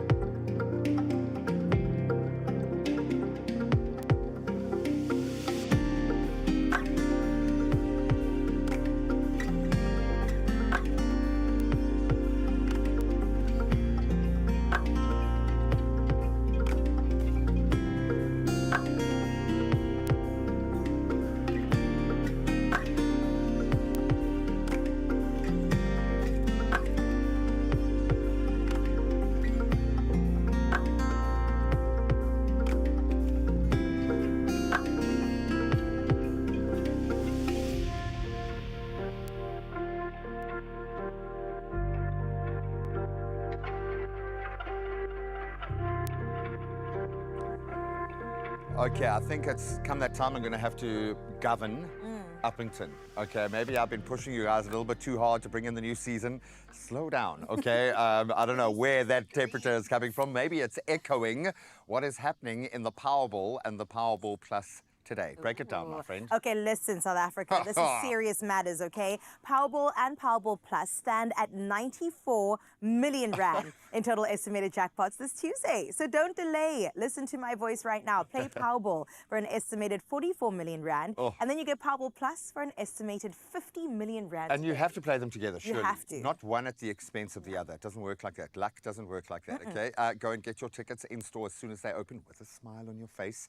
Nationallottery.co.za online right now. You can use their mobile app. You can use your own cell phone banking app. Generally has a little drop down there. Super easy. Or you can just dial *120 *7529 and press hash and you'll get the USSD. I like that. We've made it easy for you. And if you've forgotten any details, don't worry, we've got you covered. Head to @Expresso Show on your socials and you'll have all the details right there for you in order to panda, push up, play Powerball and Powerball Plus for 94 million rand in total estimated jackpots today and stand a chance to win the biggest of the big. Oh, I need to stop thinking about this money for a second. Okay. I just need to eat and dance and move. I've got Can something you distract for me? you. Gorgonzola, fettuccine, butternut. And maybe salsa. I don't know. We'll try.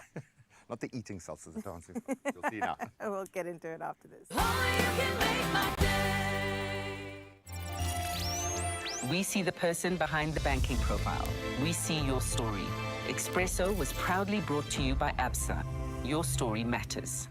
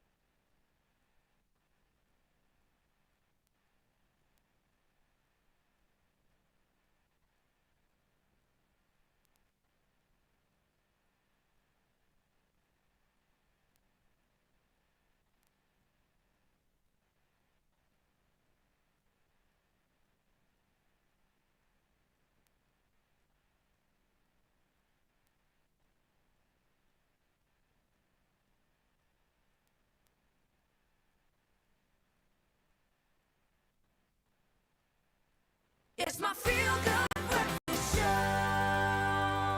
Happy Tuesday, Mzansi. If you're just joining us right here on your Feel Good Breakfast Show, you are right on time. It is September, which means it is none other than Pharmacy Month, my friend, where we get to celebrate all of the incredible pharmacists that make our lives so much easier when we are sick, when we are looking for a way to be healthier, when we are just genuinely looking for a little bit of direction when it comes to our health as a whole. These are the people who are the backbone of our communities, and this is why we're so excited to be able to celebrate them in the month of September, all in the name of getting it with our family. It is none other than Adcock Ingram OTC, sponsors of Brave, that are saying, pharmacists of South Africa, we love the work you're doing. Thank you for it. And more than anything else, it is a huge shout out to how they genuinely do hold up communities in so many different ways. And today, we're diving into even how they get in on the medicines that we use. Everyone, this is why we get to sit down with an incredible lady. She is, of course, the treasurer and conference chair of the South African Association of Pharmacists in Industry. Everyone, let's give a feel-good welcome, please. It is Yuthika Prahlad. Thank you. Yuthika, how are you? I'm well. How are you, Zanele? I'm amazing. Thank you. All the better for sitting down with you. Oh, it's a pleasure to be here. Thank you for having me. Thank you. I'm so excited because I feel like our pharmacists really are unsung heroes. That's why it's so important for Expresso and Adcock Ingram OTC, sponsors of Brave, to say, okay, how can we show our incredible pharmacists that they really mean a lot to us? But we know that this job encompasses so much more, because you kind of think of a pharmacist and you're like, okay, I get to see them when I'm sick, and it's the smiling face behind the counter. But talk to us just a little bit, when we talk about the different roles that pharmacists play, what are they exactly?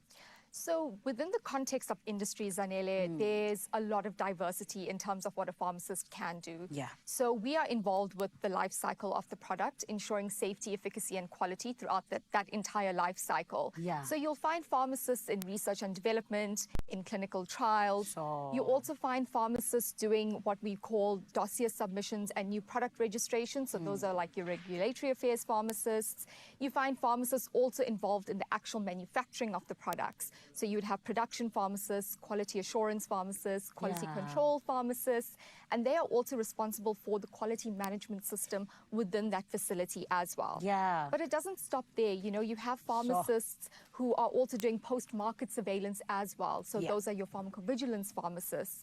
You have pharmacists who can be involved in supply and demand planning and forecasting to ensure that we have enough stock and medicine available to the South African public. You have pharmacists who can also be involved with marketing and sales. With the strong clinical knowledge that pharmacists receive during their training, they make excellent sales reps. That's incredible. Yeah, and they can also be in marketing, those with a bit more of a creative Hi, flair. boy, there's pharmacists everywhere. We are everywhere. Everywhere. I Zanele. love that. I love that. And also, I genuinely will sit here and be honest. I didn't know that pharmacists can be so involved in terms of the medicines from when they are actually discovered to then being dispensed. So can you walk us through that specific journey? How are they involved rather, and how does it actually work?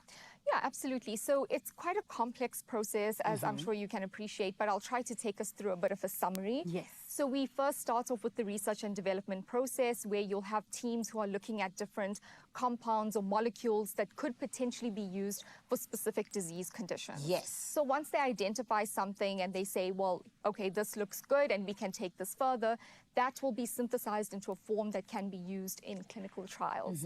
Again, pharmacists are involved here in the clinical trials, where we test the safety, efficacy, and quality of those medicines and see whether it is really up to standard and it can do what we thought it could do when we were in the initial research and development phase. And once those clinical trials have concluded and we have sufficient evidence to say, okay, we can support the registration of this product, we can then move on to the registration phase. But I think it's also important to acknowledge that there are also generic medicines. So what I've described are for your originator medicines. Okay. Generic medicines basically focus on replicating existing compounds. Yeah. So something that's already been discovered, those are replicated, and those tend to come in at a more competitive price to the market because that lengthy research and development and costly clinical trials have already been conducted. Hectic. Yeah, so it's actually better for us in a way as well, because that comes in at a more competitive price. It can reach the market a little bit faster as well. So, they still go through that rigorous registration process with SAPRA. Yeah. but ultimately, you know, we have the originator medicines, and then we also have the generic medicines that exist in our markets. That's incredible. Oh my goodness. Yuthika, I feel like you're just opening a whole different world for us today. I'm glad. Yeah, you I'm genuinely glad. are. And this is why, you know, even just the way that you just said that, you know, the journey to medicine can be so complex, Yes, right? yes. So can you take us through what regulatory oversight actually Yes, happens in yes. terms of making sure that these medicines are fine to go to market and even for people to receive them and start taking them? Yeah, absolutely. So we have multiple, we have our main authority that we are responsible to submit our new registrations to, and that would be SAPRA, Yes. our health authority. Yes. So when we are planning to submit a new registration, we would compile a dossier and submit it through to SAPRA for their evaluation. Okay. So SAPRA, as we know, they are responsible for regulating all health, but also veterinary products as well that exist within our market. And again, their three main pillars are safety, efficacy, and quality. And I really think that's the mandate that us as a pharmaceutical industry really stand behind, right? But besides SAPRA, we also have other bodies that regulate us. We have, first and foremost, the South African Pharmacy Council that oversees the entire pharmacy profession. And so all pharmacists and allied pharmacy professionals also need to be registered and abide by their ethics and their principles as well. Amazing. Then you have the National Department of Health, who are our overarching health body. And we also need to have licenses from them in order to operate within a South African context as a pharmaceutical company. Love that. But I'd love to also just mention that, you know, in South Africa, we have a great respect for international standards. Okay. So, you know, not just SAPRA, but we also follow the stringent regulatory bodies that you find across the world, your FDA, your European medicines authorities. You know, we also look at technical bodies like the ICH that aims to harmonize technical requirements across the globe. PICS that aims to harmonize your manufacturing standards across the globe. So the point here is that you can truly be assured that the medicines you get in South Africa are of a world-class standard. I love that for us. Yeah. As someone who believes in medicine, I come from a family of doctors, so you know. That's awesome. Yeah. But just in closing, especially with you talking about the well, this word doesn't like Regulatory. me. Regulatory. Thank you. Those bodies that, you know, almost inform what it is that we are able to receive in terms of marketing. You know, what does ethical advertising actually mean? So it's a very good question because, you know, advertising and marketing within our industry has to be very tightly regulated, you know, because we need to prevent false or misleading information from being released to our public, right? So as pharmacists and as an industry, we have a great responsibility to ensure that the information that we pass on is reliable, accurate, and truthful. Yes. So first and foremost, we are governed by the Medicines and Related Substances Act 101 of 1965. Yeah. And that basically provides us with legal oversight of what is permissible within the South African context in terms of what we can advertise and how we are allowed to do it as well. Amazing. But you also have bodies like the Marketing Code Authority of South Africa, who will also guide us in terms of what the Medicines and Related Substances Act does say in terms of what we are allowed to advertise and how we are allowed to go about promoting. Amazing. And I also just wanted to add one more thing, because this is such an important topic regarding advertising and marketing, is, you know, online advertising and online marketing. You know, with the rise of the internet and social media, you see medicines being advertised online, and especially on social media, you know, and social media content is not truly regulated, or there's very little regulation. So people could make false, unsubstantiated or, you know, exaggerated claims. So just a word of caution: when you see something on social media related to medicines, just take it with a pinch of salt, because if it sounds too good to be true, it probably is. Absolutely. And that is why we're so grateful for our regulatory bodies. I got it right. And then you can Yuthika, thank you so much. Thank you for the great work you guys are doing. And honestly and truly, I feel like I said, you open us up to such a big world of even just the work that pharmacists do and the medicine that we take. So thank you to you guys. Oh, it's a pleasure. Thank you for having me. Of course.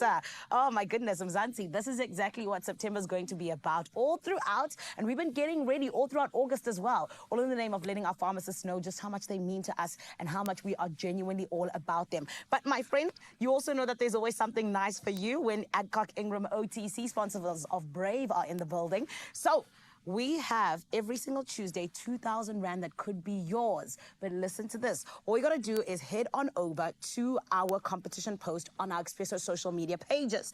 And then, my love, all in the name of celebrating Pharmacy of the Month, or rather Pharmacy Month as a whole, you need to tell us who is your pharmacy hero and why. And don't forget to use the hashtag @Adcock OTC Allergy Survival Pack, rather. It is hashtag @Adcock OTC Allergy Survival Pack. It is that easy, and you 100% get to put yourself into the competition, and hopefully you can be a winner of that beautiful 2,000 Rand. I'm crossing fingers for you. T's and C's do apply. And let me tell you as well, competition does close at midday, so go and do it now so that you don't have to worry about it being too late later on, all right? It is always so lovely to be able to celebrate those unsung heroes who truly are the backbone of our communities. And thank you so much to each and every one of our pharmacists. We can't wait to continue celebrating you. For now, we're going to take a short break, but we'll see you after this right here on your Feel Good Breakfast Show. Only you can make my day.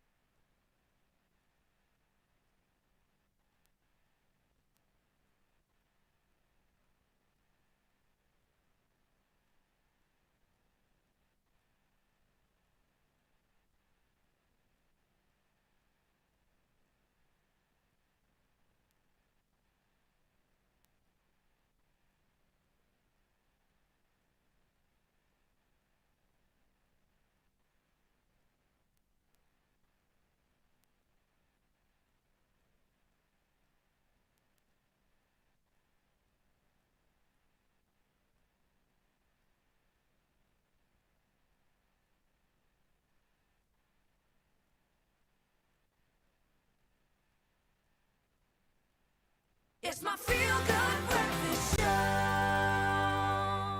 Attention all patrons, the table is set, the spotlight is warm, and the waiters are ready to waltz. From the 3rd to the 6th of September, Magnet Theatre transforms into a bustling urban restaurant where drama simmers as the Figure of 8 Dance Theatre presents The Reservation, a daring dance theatre experience that really stirs the senses and challenges the palette of social norms. Now, today on our couch, we have the privilege to be joined by the creative minds behind the production, as well as the producer and choreographer advisor Marie Fox and Grant van Ster, co-director and choreographer, to explore the ingredients that make The Reservation so incredibly unforgettable. Guys, welcome and thank you for being here. Thank you. Very excited to get into this, but I think first and foremost, Marie, if we can get into the inspiration behind The Reservation. What is that about?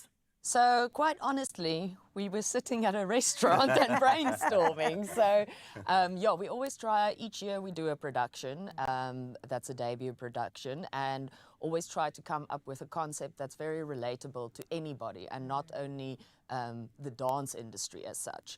Yeah, so we were sitting in a restaurant, and just as we were basically people watching, we just realized all the stories that walks in and out of the door, and then also, you know, all the underlining subtext that's actually with it. So it's plain and simple. I like We're that. a restaurant. Not just for the theatre kids, not just for the dancers, it's for everybody. And people watching will bring that inspiration to you, right? Yes. And also, Grant, I think you can see a lot of the hierarchies in society. As you're sitting there, it kind of breaks it down, which I know in this production, you really take on that narrative and explore it a little bit more. So can you tell us a bit more about that?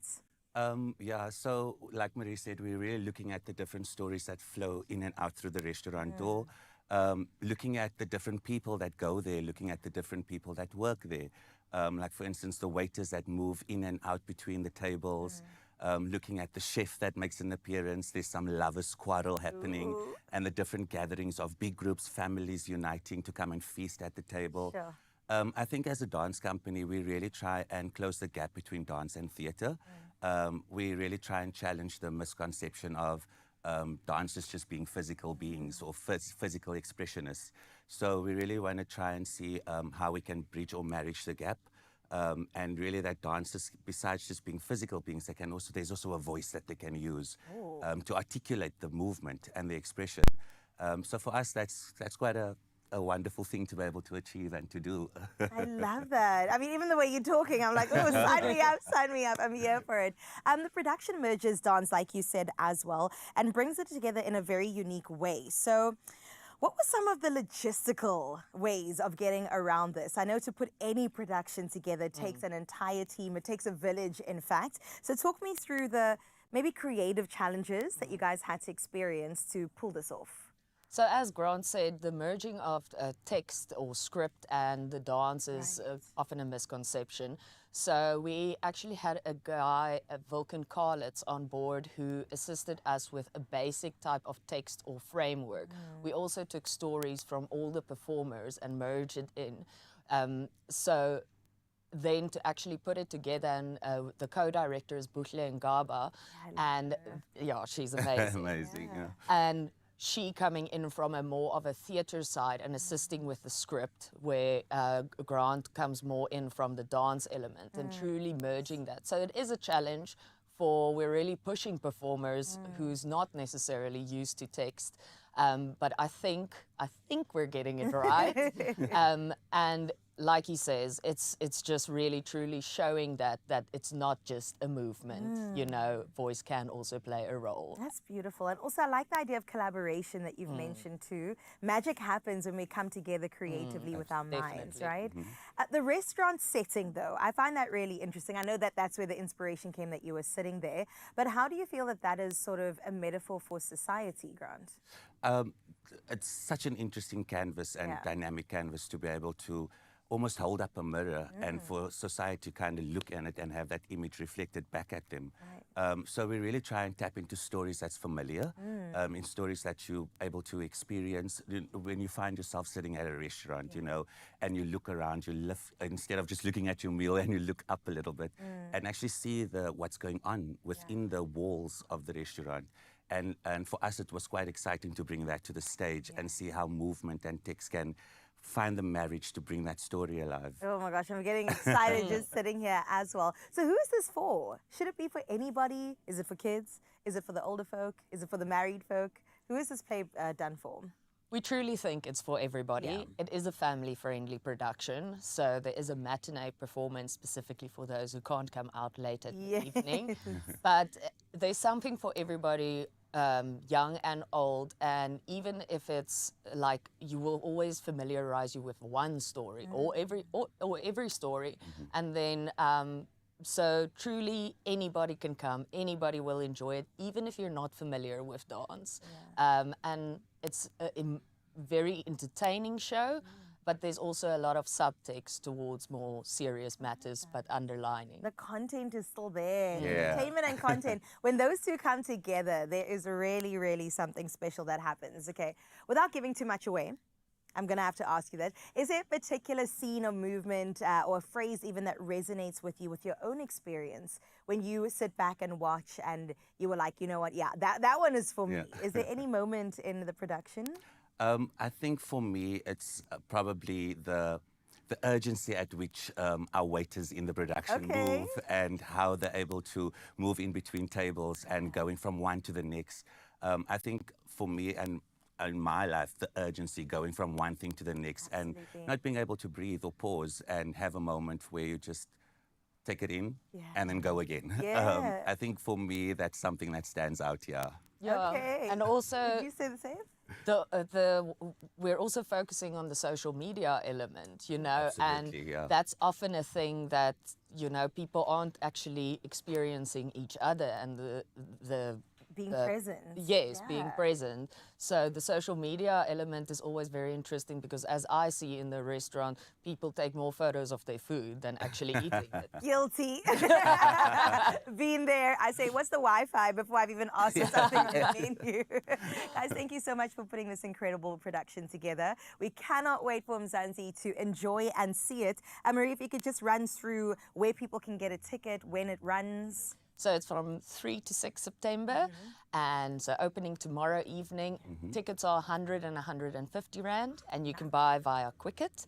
And it's family friendly, and it's at Magnet Theatre in Observatory. Beautiful. Well, if you are in the mother city, or if not, get a plane and fly on through.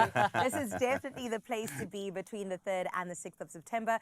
Information's on the screen right now, or head to your phone. You're allowed to right now, and get yourself a ticket between 100 and 150 Rand and make a booking.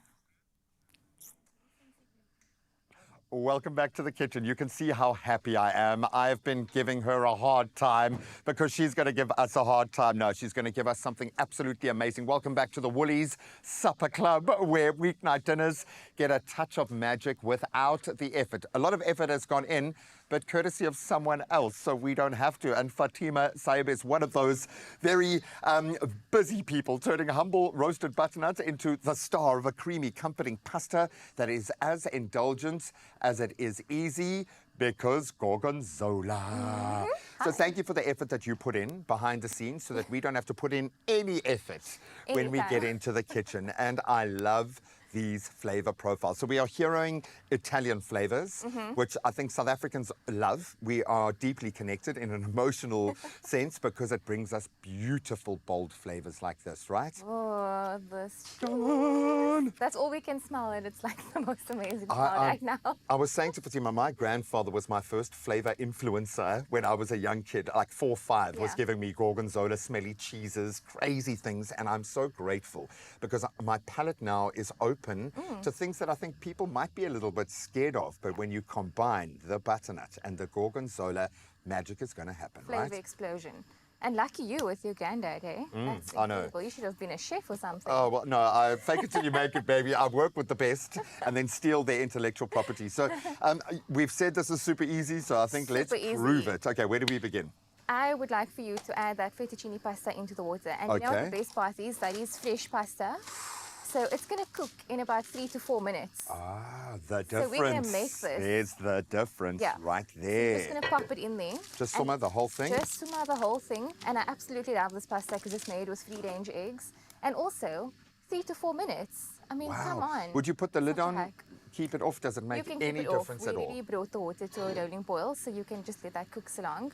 But, so what I did over here is this is some butternut that we've put in the air fryer with salt and pepper and some olive oil. There we go. But if you want some more flavor, you can add some smoked paprika, chili flakes, just like some dried herbs, put it in, and then, you know, you get a different flavor. And it does draw in a lot of flavor, but it's got a natural sweetness, which I think is unlocked when you roast it. And what I love about an air fryer is you can take a 5-hour slow roast from the oven and turn it into a 20-minute roast. And I like the fact that you cut the pieces nice and small so we can get full value as well, right? Exactly, and then it cooks faster. So we're looking at about like 10 to 15. If it's a bit bigger, then maybe 20 minutes in the air fryer. But come on, I would normally. You're not doing anything. No, completely. No, you're having a coffee and you're catching up with your kids because they had a busy day at school. Yeah. I would generally put a little bit of honey with my butternut, but with this, I don't know if the sweetness would work with the funky flavors. I really like the balance of the strong, funky flavors of the gorgonzola. And it's tempered by kind of the soft creaminess of the butternut, but it does feel like it needs a bit of texture, a bit of crunch. What's going on in our little packet there? So we have the sunflower seeds jambulis, but, you know, the TV magicians have already toasted some for us. And I was here at 4 this morning. Was that you? Yeah. Oh, wow. It took you so long to toast some sesame seeds. With love. Everyone, I roast them individually. You joke. My poor wife, I think, ate at about 11:45 last night. The most beautiful wrap you have ever seen in your life. But I think she had about one mouthful and then fell asleep. I will take about 9 hours in the kitchen, okay? Okay, carry on. I don't want to break your flow. So we're going to make a really simple pasta sauce that's silky, creamy, and that's using butternut and some cream. So what the heck? Exactly. And some pasta water. So I'm actually going to ask you to pass me just about like a half a cup to a cup of pasta water. That water, yeah. And we're going to pop it in here, and it just makes it so silky. And of course, you can add more if you want. You can add less if you want a thicker sauce. Put that there so you can grab the handle. Thank you. This is looking pretty much done, hey? Yeah, so if it is, you can just take that and then put the pasta in here, and you can leave the water over there. So I'm just going to put And this I like the on. fact that we're using our pasta water a lot more.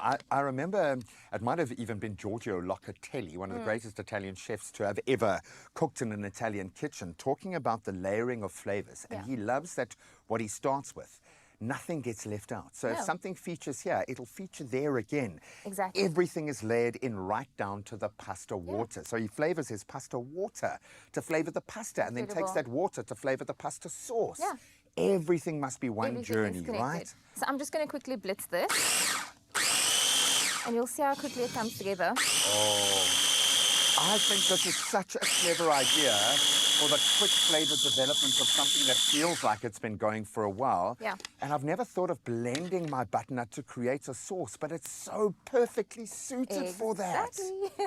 Sorry, I think I might have pushed this a little bit too far because it's I enjoy fine. talking with you too much because you're just too interesting. No, I love the fact that you kind of take a lot of the intimidating stuff and you turn it into something that is just, it kind of feels like I've been cooking this at home with my nonna for the last like 30 years, you know? Yeah.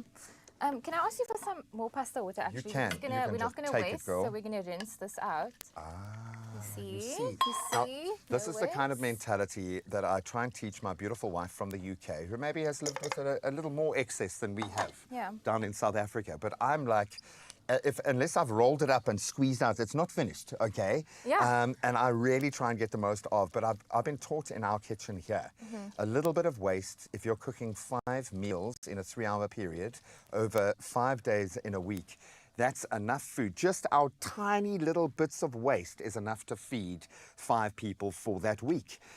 You've got to think differently in this country. And I think South Africans, we make so much. I'm thinking of the gogos that are feeding all Yeah. of our children through these ECDs. Yeah. These kinds of meals where you can add a little bit more. Cook for someone that's doing something amazing for the people around them. Exactly. Show them some love. There's something beautiful about being able to pour love and emotion into this. But South Africans, I like the fact that we use every single Everything. morsel.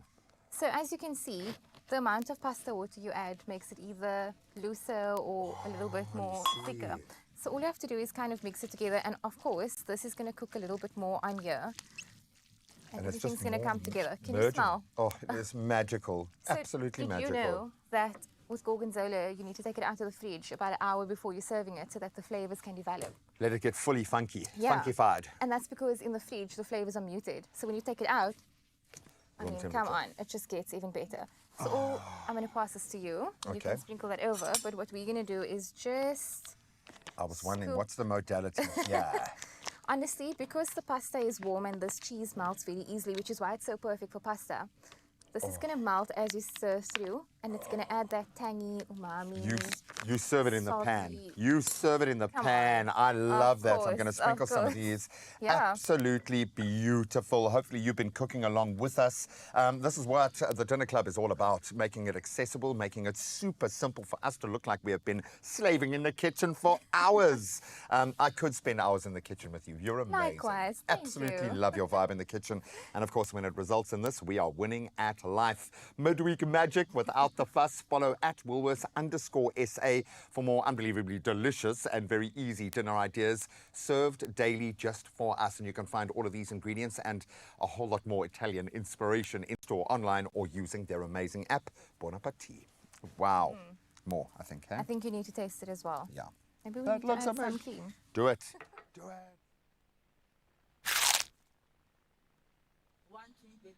All right, here is exactly where you need to be, my beautiful Mzansi family. We're still making sure that you're feeling good this morning, and we're going all the way until 9 a.m., which means there's still so much more to come. But what can you expect in the next couple of seconds, ne? Right after the break? We're going to be getting into, obviously, celebrating women yet again, because, my friend, there is a Pan-African summit that you never knew you needed, and I cannot wait for us to get into it with our incredible guest this morning. And then we're getting into an incredible, beautiful performance, The Reservation by Figure of 8 dance crew. Now we're getting to understand what exactly it is they're all about and what you can expect. We're going to take a short break. Make sure you do not go anywhere, otherwise we'll miss you. So we'll see you on the other side of this.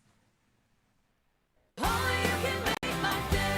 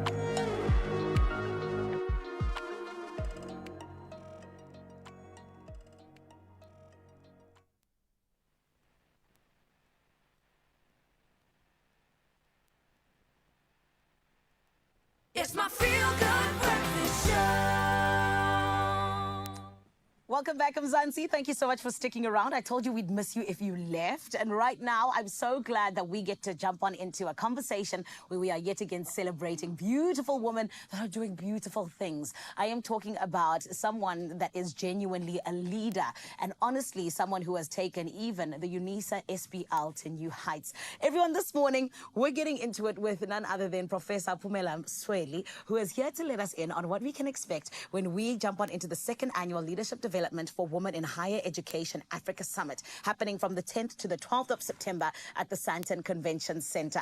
And she's the Executive Dean and CEO of UNISA SPL. And I can't wait for us to just take all of this wisdom and celebrate her right here on your Feel Good Breakfast Show. Everyone, let's give her a feel good welcome, please. Professor, how are you? I am very well, thank you. Thank you for having me today. Of course. Thank you so much for gracing us with your presence. And I'm so excited because I feel like the summit is going to be such a big moment for women, for Africa, and just as a whole. But let's jump into, firstly, the fact that you as the family are in fact celebrating an incredible 60 years of excellence in business education. And you've even added another milestone with you guys having your recent international accreditation by the Business Graduates Association, which is absolutely massive. Talk to us. What does this achievement mean to you as the family? Well, just remember that we are now 60 years in operation. Our business school was established in 1965. Sure. The first set of students were enrolled in 1965. Wow. 116 of them. And the first doctoral program was introduced, rather our doctoral program was introduced in 1968. So after 60 years, this is the first time we have an international accreditation. Wow. So we are very excited, utterly out of this world. It's such a big milestone indeed. It's a huge milestone because now our programs are on the same par as any other program that is internationally accredited. Wow, congratulations, Thank you. Prof. You guys can be so proud. And are. Of course, with us jumping on into the summit that's coming up, I mean, you guys have such a big form of leadership at UNISA SPL in terms of what you teach, what you allow people to even do in terms of the roles that are there. But can you tell us just in terms of, mentoring other women and allowing them to have platforms where they do feel empowered. What exactly do you think are the unique qualities that a woman possesses to have global leadership roles and even stand in those positions? I think women are more empathetic and we are more collaborative. Yes. And we are able to focus on dual roles, focusing on performance, results, while also focusing on relationships. And we have lived experience of living in a patriarchal power structure where our voices don't count as much as our male counterparts' voices. And we bring in a lot of accountability with that experience. Yes. I think that for me is genuinely what I enjoy about women who are in positions of power, the way that they are empathetic, but also I think that they bring such a different way in which that they not just conduct themselves, but how they treat everyone else as well, which is so special. But this is why you as a leader have been chosen as the keynote speaker at this incredible summit that's going to be happening, the second annual Leadership Development for Women in Higher Education in Africa. Talk to us about what it is that we can expect from it, and who are some of even the guests that are going to be joining you? Well, it's focusing on higher education. So you'll have vice chancellors. There's Professor Ngambi, a vice chancellor from Zambia. Yes. There are CEOs, at least women in the C-suite in the higher education space all over Africa. Incredible. There's registrars. There are CFOs. There are professors. So you can expect a spectrum of women leading in the higher education space, sharing their lived experience on how they've navigated the space. That's incredible. And there are so many different things that you need to be able to navigate a space like that, right? Not just knowledge, but I also think even, like you said, lived experiences, if that makes sense. So can you talk to us about what some of the most critical systemic barriers that African women face when they're in positions of leadership actually are? What exactly is it that they have to almost, get through? But what are some of the success stories that you've seen as well? I think the biggest systematic barrier is the leaky pipeline that women face to completion, because women are the ones who bear children, who get pregnant. Yes. And also weak foundations at early childhood development give them a shaky start. So those systematic barriers that have been determined by our maybe patriarchal system that expects women to take a bigger chunk of domestic labor is probably the biggest contributor to that leaky pipeline to higher degree completion. For instance, you'll see that women do achieve higher degrees, but there's fewer women with doctorates, there's fewer women who are professors. And that leaky pipeline is really as a result of unequal distribution of labor domestically. So, and I can imagine that these are the topics you guys are going to be touching on at the summit. Can you talk to us? How can we attend and what can we genuinely be all excited about? I mean, I think you touched on it already, but how can we get there and just be a part of this greatness? Please visit the website of the summit, and there will be the summit will be accessible to everyone on YouTube. Yes. And you can still attend. I think people can still attend the summit, but you have to get the information from the website of the summit. Amazing. Thank you so much, Prof. And congratulations, just I think, on your beautiful story as well. Thank you for being an example of what being a true African leader is. Thank you for having me. Of course. You need to make sure that you get to be a part of it as well, Mzansi, from the 10th to the 12th of September. It is happening at the Sandton Convention Center. It is, of course, the second annual Leadership Development for Women in Higher Education Africa Summit that is going to be happening. And trust me, it is something that will be worth it indeed. From these two women to another gorgeous woman in Cape Town, my beautiful married Carissa. Are you still good, my lovely? Ah, Zanele, you're so cute, man. Yes, from the streets of Joburg to what's happening in Cape Town, you're about to witness a taste of what's to come. Now, this is a moment where bodies speak louder than words and silence carries so much weight. It's a snippet of a Figure of Eight dance theater production called The Reservation. Take it away, guys.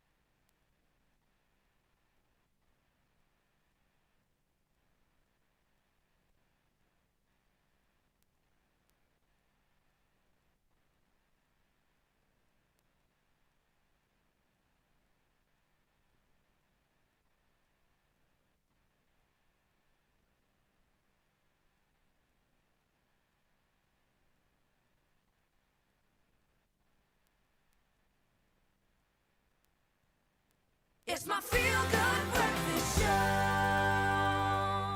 Welcome back to your Feel Good Breakfast Show. With just a minute before we hit that final hour, let's get into your 8 o'clock news headlines. Now, we start out nationally, where Communications Minister Sally Malatsi has stressed that press freedom without censorship is crucial to strengthening democracy. Now, he addressed the M20 summit, which opened in Johannesburg on Monday, alongside the G20 program. The two-day international conference focuses on the role of journalism in ensuring information integrity, human rights, and public trust.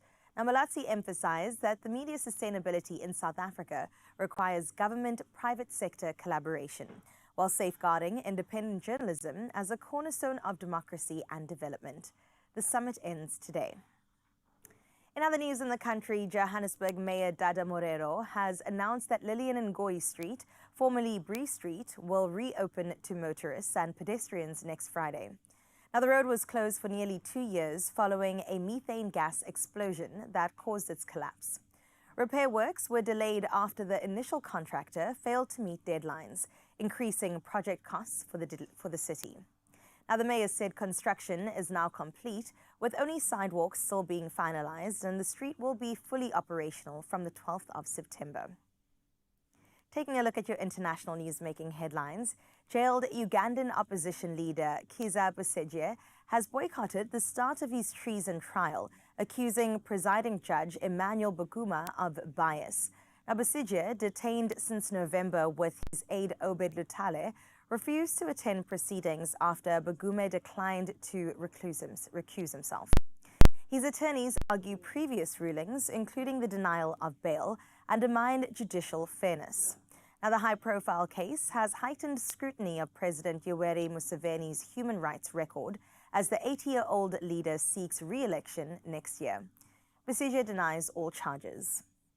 Meanwhile, European Commission President Ursula von der Leyen's flight to Bulgaria experienced GPS jamming suspected to be caused by Russia, officials said.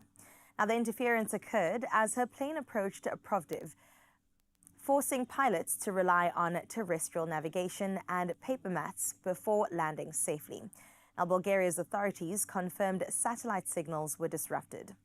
The incident highlights growing risks to civilian flights, with experts noting increased navigation interference since 2022. Now, Brussels said the disruption reinforces its commitment to boosting European defense and supporting Ukraine. Now, let's close off on a good note, where this September South Africans are in for a treat as SANParks flings open the gates to 21 national parks, offering free access for an entire week of wild adventures. Now, the 20th annual South African National Parks Week begins with a grand celebration at the Kruger National Park on the 21st of September, before inviting thousands to step into nature from 22 to 26 September, with a bonus weekend extension at selected parks. Now, since 2006, the campaign has turned day trips into lifelong memories, igniting pride in the country's heritage. From golden savannas to ancient forests, it's a once-in-a-lifetime and a year invitation to roam, discover, and fall all over again with South Africa's wild heart. A great way to close up your news for this Tuesday morning. Let's get those final sporting highlights from Graham.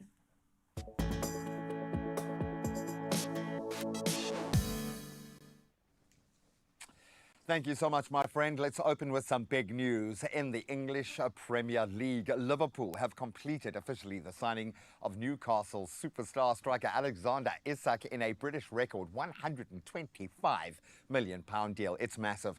The Sweden international has agreed to a long-term contract as well with the English champs after a lengthy pursuit.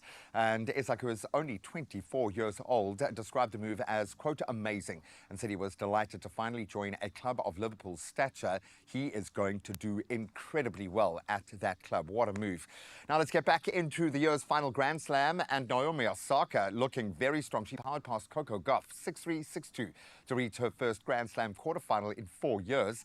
While Iga Swiatek, she also looked strong, easing past Katerina Alexandrova 6-3, 6-1 to continue her title charge. Then on the men's side of the draw, Felix Auger-Aliassime beat Andrei Rublev to set up a clash with Alex de Minaur, who looked very strong as well, sweeping aside Leandro Reddy. I think this is going to be a stellar end to a fantastic year of tennis. Hopefully the same will apply to the South African athletes. As athletics, South Africa has named a very strong 49-member squad. That's for next month's World Championships in Tokyo, featuring 8 national record holders at the moment. So leading the charge, Akani Simbine and Prudence Sekhodisho, they headline the track athletes, while Wade van Niekerk, he is back in the conversation, and he'll shift his focus to the 200 meters. And then Olympic medalist Joanne Duplessis leads a very strong field team as well, with 4 relay squads also in the mix. And after the Olympics, I think the world will be watching that space very closely. Now let's get back into some important transfer news, this time from the perspective of the Gunners. Arsenal have signed Ecuadorian defender Piero Hincapi on a season-long loan from Bayer Leverkusen with an option to buy for £45 million. The 23-year-old, a key figure in Leverkusen's incredible 23-24 Bundesliga title triumph, has over 100 appearances for the club even at his age. Mikel Arteta praised his versatility, his physical presence, which will fit very much the Arsenal DNA, maturity as well, calling him a major boost to Arsenal's defence. And I think after the holes shown in their loss to Liverpool over the weekend, they'll do well to shore up the defence this early in the season. But that's where we leave our sport for this morning. Let's get one last update out on the roads.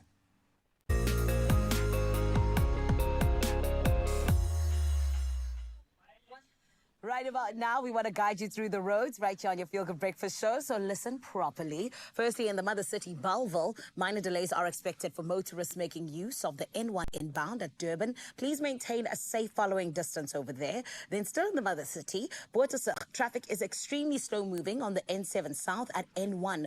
All lanes are open, but heavy congestion is currently being experienced, so a little patience will go a long way. But please make sure that you do arrive alive and keep safe out there on the roads. For now, though, let's jump on into your weather.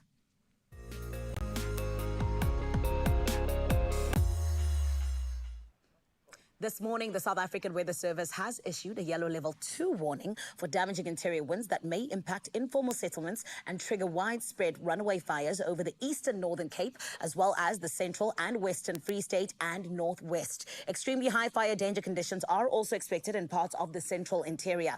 Meanwhile, Gauteng residents should brace for another week of scorching weather after already experiencing very hot conditions over the weekend. It's about to get heated, Gauteng, but we can do it. Remember to stay hydrated and to make use of the shade, won't you? Something else I want you to make use of is your beautiful phone, my friend, and that lovely camera. Why? Because we want to see what is happening on your side of life with your sunrise view of the hour. Michael from Kraaifontein, you are an absolute champion. It's going to be 21 degrees Celsius in your neighborhood today. However, this picture that you have sent through, Michael, we thank you for your country duty, sir, and we absolutely appreciate it. I love it. It looks like a rainbow in the sky, and it's absolutely stunning. Thank you so much, Michael. And Mzansi, this is why we love getting to see what it is your side of life looks like on 063-036-9649. For now, though, let's have a young look at what your temperatures are looking like for the last time this morning.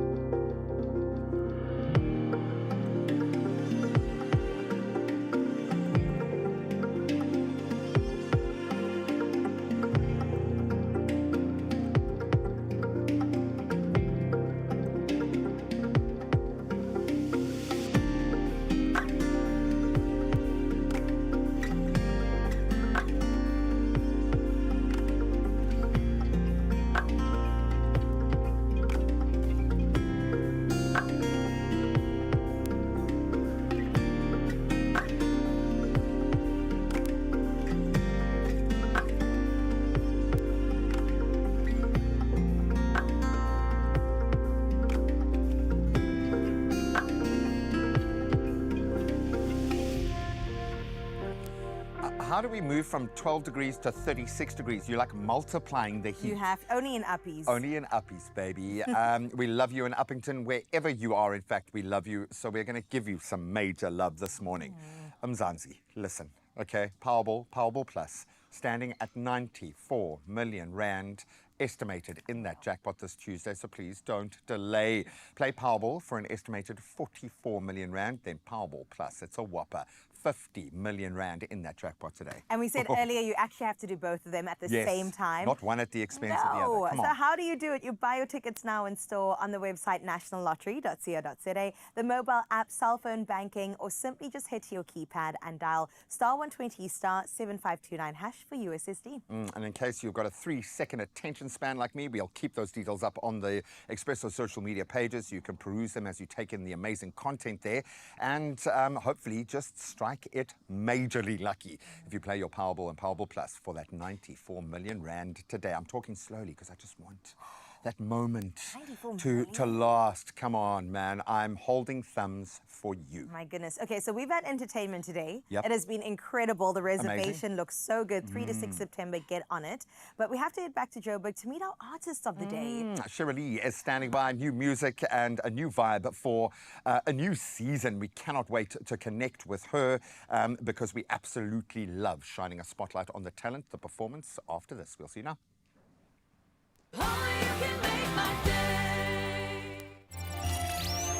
We see the person behind the banking profile. We see your story. Expresso was proudly brought to you by ABSA. Your story matters.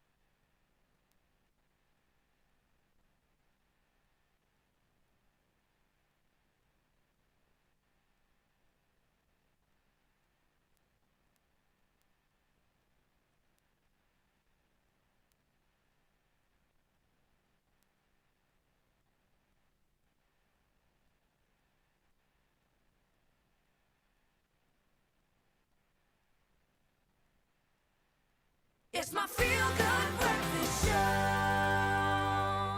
Yeah, we are feeling so good here on S3, and this morning we're getting to celebrate an absolute queen, my friend. I am talking about a woman who is an award-winning singer, songwriter, and she's honestly just so multi-talented that you just, every time you see her do something new, you're like, oh my goodness, I can't believe it. Here she is again. So everyone, please let's give her a feel-good welcome. I am talking about none other than Shirley.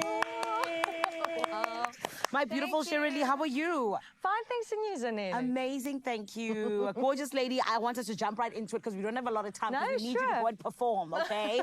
So you're someone who has music that's been described as easy listening adult contemporary music, right? Yes. But you do both Afrikaans and English. Hence I say Yes. you're multi-talented.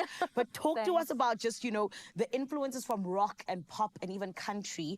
You know, how do you balance these different styles to kind of get the sound that you get? You know what? I have a love for that type type of music. So it comes naturally. Everything, you know, sometimes I just feel like writing a song that's got like nice overdriven guitars, and then it obviously goes to a rock feel. And then other days I just like telling a story. And usually then it goes to a country vibe. So it's just dependent on the day how I feel, then the sound comes out. I love that. Yeah, it's because you love that type of music, so it's you know, you can hear it in the songs. Yes, that's beautiful. Thank I mean, you. like I said, you write in English as well as Afrikaans. Yes, I do. Take us through the different processes. Is it the same process for both writings rather, or is it the different way in which you kind of just the day you feel that you want to write in Afrikaans or English? You actually hit the nail on the head there. So how it goes is sometimes I write the riff, so it's the melody on the guitar, and then I would write the words and the melody on top of it. Or other days I've got a melody in my head, and then I just go and write it. But for both languages, it's the same.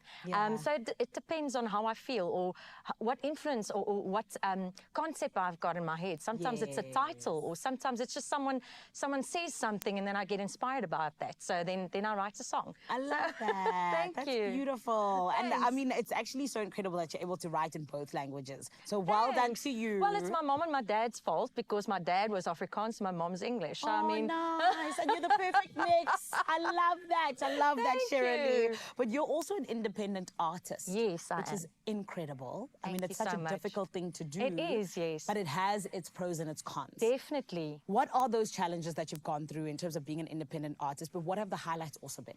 So the highlights I would start off with, because I think you have control of everything you want to do. So everything you bring out is basically what you want to do and what you want to, how you feel, and it encapsulates your personality, encapsulates who you are.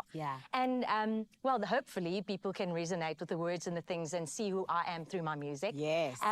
So that's the cool part. And on the negative side, I think it has to be run like a business, because everything costs money.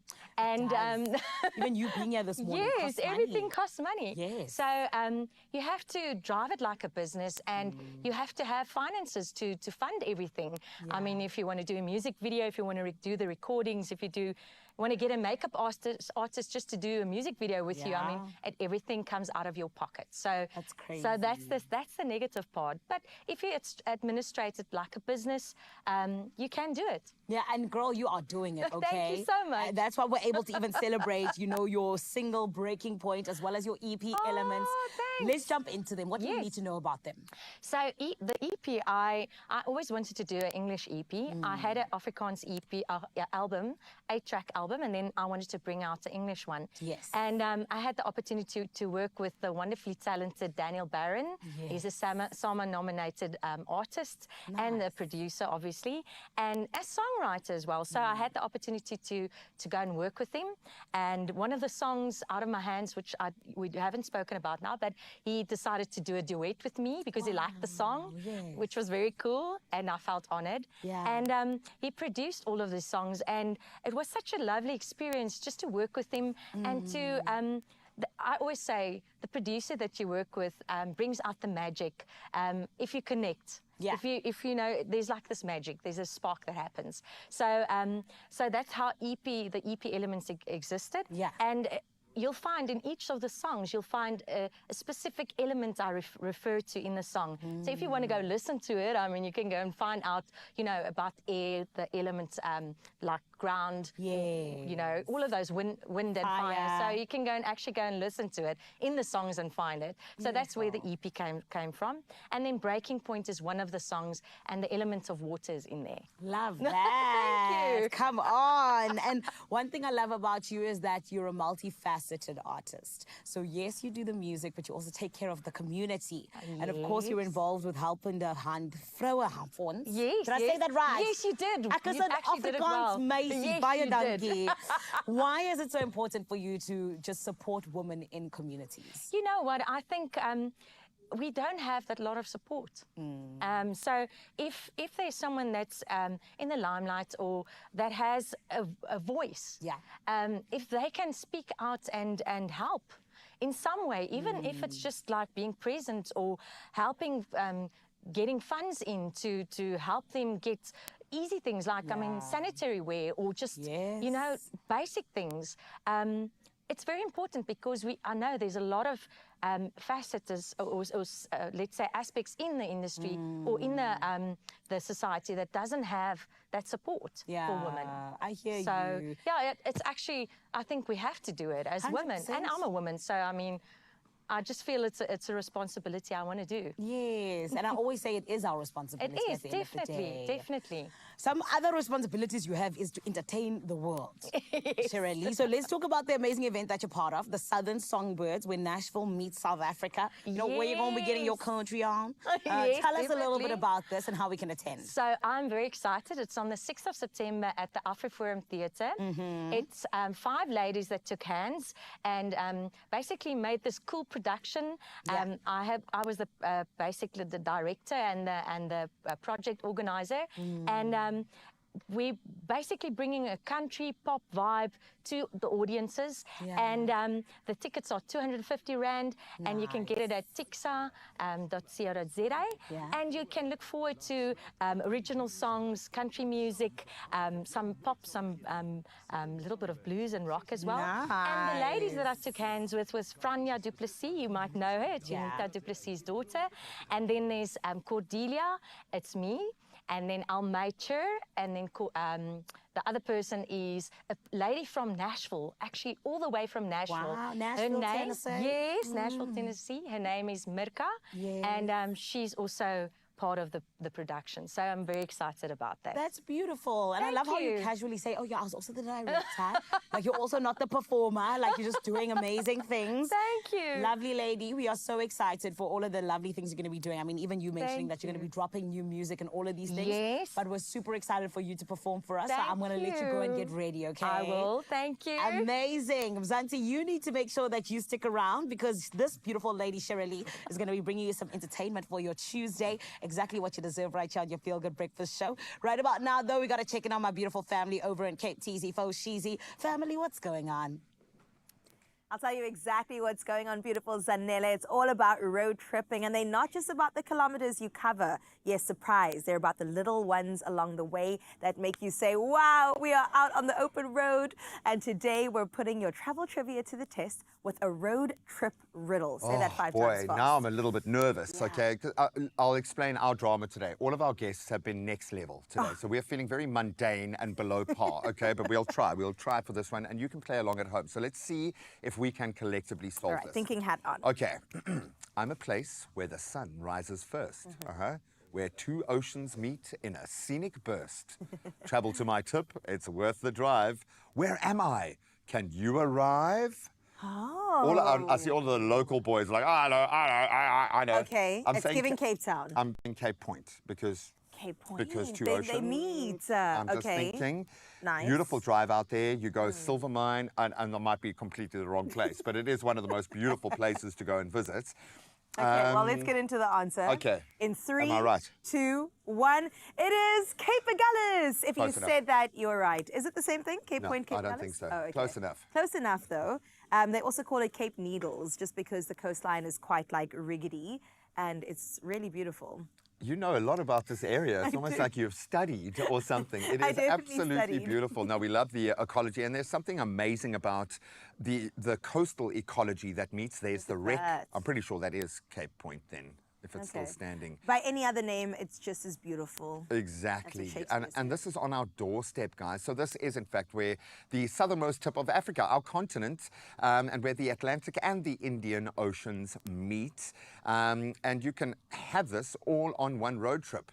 I remember doing, I think it was on the bikes, the cycle tour, and I just couldn't wrap my head around that you're driving across a whole continent. Isn't that crazy? You're crossing from one ocean to another, and you think a bit the land becomes this.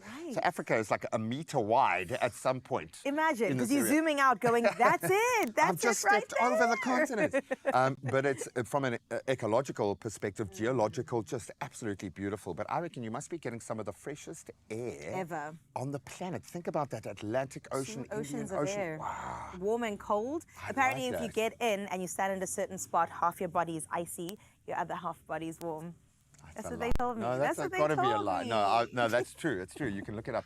I don't know, but it is beautiful. And you might have mixed feelings when you're there because it is also a deeply emotional space. moment, You kind of understand the history of this country when you see a wreck, but you understand what would have greeted people in that land when they woke up every morning, when their ships arrived. It's crazy to think how far we've come, and we have the opportunity to go to the history, to the ecology, to these beautiful wild spaces and enjoy the road trip along the way. That. And we did say surprise, and there it is. Thank you for playing along with us. And listen, if you said Cape Agulhas, you actually get a gold star right here on your forehead. Do you feel it? Do you feel it? Yeah. Congratulations. Well done. Wear it all day. So now picture fueling up and chasing beautiful moments and areas, spaces like that, because with Shell, 5 lucky couples will be doing exactly that. Amazing. Tell them how. Okay, so you spend 750 Rand or more at Shell 3 times a month. Not that much. It's everybody's tank, right? And petrol's gone down, eh? Do you know what I'm saying? Tap or scan your V Plus rewards card between now and the 31st of October, so you have some time. And you could win one of 5 once-in-a-lifetime road trip and track experiences for 2. Powered by Shell V Power. Of course, T's and C's apply. I'm just starting to think who my plus one would be. I'm available. You're available. I'm amiable. I'm good on a road trip. I pack light. You drive. I'm just saying, I drive.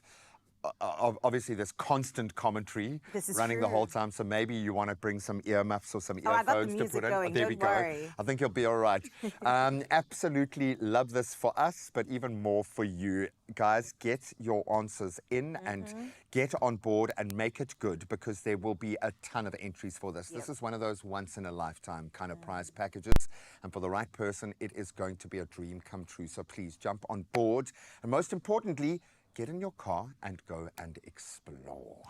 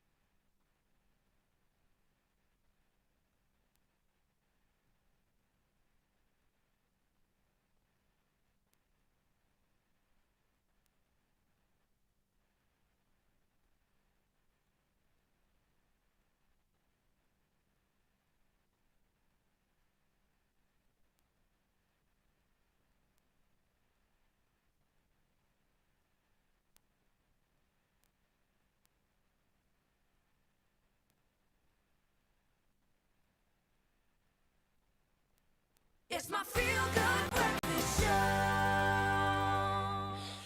Welcome back. You know, sometimes the funniest and most heartfelt moments come from the messages we just can't get across, and it can be so frustrating. We've all been there. Well, this week, South Africans once again delivered with hilarious, urgent, and even some romantic notes in our Cell C Last Resort competition. This has been a lot of fun. It has been, and you know we love to crack up together, and we couldn't keep all the fun to ourselves, okay? So let's share a couple of the standout messages from this week. Let's have a look at what you had to say. I've realized this weekend that I do need to connect with my peeps, and even if it is a message or something to mark a moment, to just feel grounded and connect in that sense. So I love the fact that we're prompting people to just get that message across. But let's see this one from Anusha Naidu. It says, "Hi bestie, are you on a strict diet or not answering your phone? I'm trying to reach you as I need to spill the tea on your ex-boyfriend, and you're going to love it. Karma in action, babe." Oh my goodness. If that's not enough of a conversation beta, I mean, come on. I'd I like answer that. immediately. Okay, Stana lady, my little sister never answered her phone. The important message to her is, don't forget to thaw the meat. Oh, that triggered something in me from my childhood. I did that yesterday, where I put the air fryer on, and then I got too busy with something, and I didn't even put the food in the air fryer. Then came back 45 minutes later to find my beautifully uncooked, sitting outside. Sometimes you need the message, man. This one to my husby Busby, who is a driver on the daily. Please answer your phone. My water just broke. Nicola Welby-Solomons. Oh, Nicola. That's naughty, man. That is just too But much. hubby, answer your phone. Come on, dude. Hubsy Bubsy, come on, Man, he's man. going to be traumatized. Okay, Sally, since they don't answer, Celsi, tell my crush I'm ready to risk it all for their mom's Sunday lunch. Okay, I would do that too. But look, he's trying a little too much game in that message there, because he's The acting mom like he's and- already earned the credits with the mother-in-law to be joking about her cooking. And I don't know, buddy. I don't know, but you got to shoot your shot. I'm just saying it. Maybe that's the one instance where the message not getting through might have been okay. Might have saved you. Karma was on your side. Now, the bottom line is it is unbelievably frustrating when those vital messages don't get through for the recipient or the sender. Absolutely, and as always, your creativity keeps us laughing and Thank nodding you. along, but there can only be one winner at the end of the day. And 2,000 Rand cash is coming to somebody. So right now, we've got Victor Monintalo on the line. Victor, good morning. Yeah, money. I like the energy, Victor. Oh, Victor, very good morning. Congratulations, my friend. We had a lot of really, really cool entrants come through, but you are the guy. I want you to please explain to us your message. Take us through the message that you sent, please. Oh, it was saying, hi, love, I've been trying to get all of you. Please get back to me so that we can get back to our anniversary. I've big plans for today. Ooh, buddy, I like the fact that you flipped the script, because normally it's the men who are forgetting these vitally important milestones. And were you panicking on her behalf? Because this is a big moment for you guys. Did she eventually pick up the message? Did she have a surprise for you for your anniversary? How did the anniversary go? She did actually have something for me. Aww. That's why she was not picking up. But eventually had to combine the whole thing together. Oh, that is awesome. I love it when a plan comes together. That is fantastic. But listen, Victor, you just won yourself a 2,000 Rand courtesy of Celsi. What does this mean to you, and how are you planning on spending it? And there's only one right answer to this. Yes, I'm so excited. After all, in whatever we were planning, we didn't have enough money to go for a spa. So since we want something, I'm going to take you for a spa treatment. Oh, I love That's that. the right And yourself, brother, and yourself, man. I'm so happy that this worked out for the better. I've got to ask, first of all, what is your partner's name? And if they are watching this morning, is there anything you'd like to say to them? It's Stacey McClough. Hey, babes. I know you're busy somewhere now, earning a living, you're working hard for us. But I want to say I love you, and I'm blessed to have you in my life, babes. Oh, man. Oh, beautiful, Victor. Cue the tears. You're a champion, Victor. We love you, guy. Victor, come back soon, Thank you okay? And so much. congratulations once again on that 2,000 Rand. Making Thank you all so men much, look guys. terrible, man. So if any guy is about to forget his anniversary and send the message. Please send the message. Victor, congratulations. We hope the anniversary plans continue to get better and better with that beautiful spa treatment. Yes. And of course, you guys at home, you have an opportunity to plug in as well. Absolutely. It's about to get even better. If you want to be our next winner, it really is this easy. Send us the message. You've been trying to get through to someone who is not on Celsi, because what are they doing? And you would be walking away with 2,000 Rand as well in cash. Entries do close this Friday, so don't miss out. Full T's and C's are on expressoshow.com, so get to entering. Just don't make the rest of us men look bad, please. We'll see now.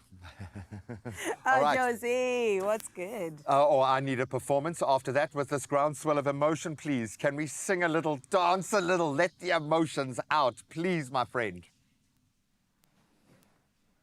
Thank you so much, Cape Town. Right about now, Zanzi, it is that beautiful performance that we have been promising you all morning. Everyone, please put your hands together for the Queen, Cheryl Lee, with her song Breaking Points.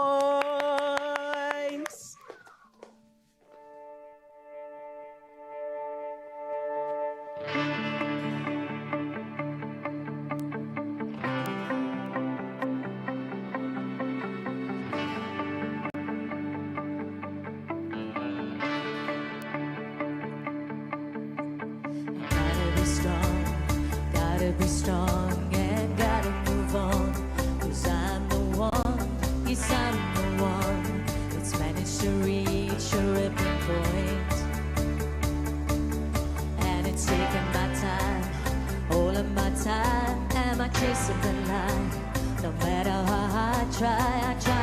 try, I've managed to reach a breaking point. Oh, I keep holding on. Don't know why I keep holding on. Oh, I keep holding on. Don't know why I keep holding on. Takes on a reason for another season. Can't follow the tide. Oh, I can't hide. I'll take the ride. I've managed to reach a tripping point. So I found my way. Yes, I won't stay. I won't shy away.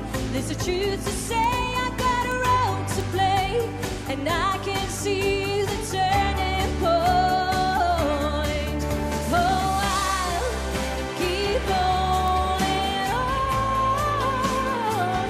I know I keep holding on. Oh, I keep holding on. I know I'll be holding on. Watching waves crash over me, and the deep blue is all I could see through the time. Coming up for air, I tried to leave the ocean floor, and sands of time bring me to shore. Brings a light brighter than the sun. Keep holding on. So I'll keep holding on. I know I keep holding on. Oh, I keep holding on.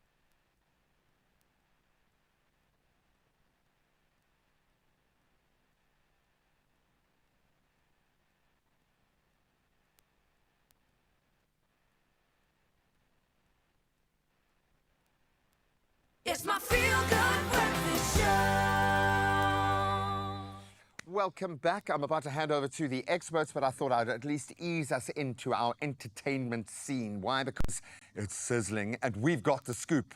So we needed to ease into it like a hot bath. Yes. Just one toe, and then we're going to kind of fully ease emerge into it. I know we're here for this. I've actually grown to love hearing what celebrities get up to because you tell it so well. It's so a please goodie. tell me. It's a goodie. It's a goodie. Okay, I've got 3 words. Okay. It's a boy. Yay! Who are we talking about?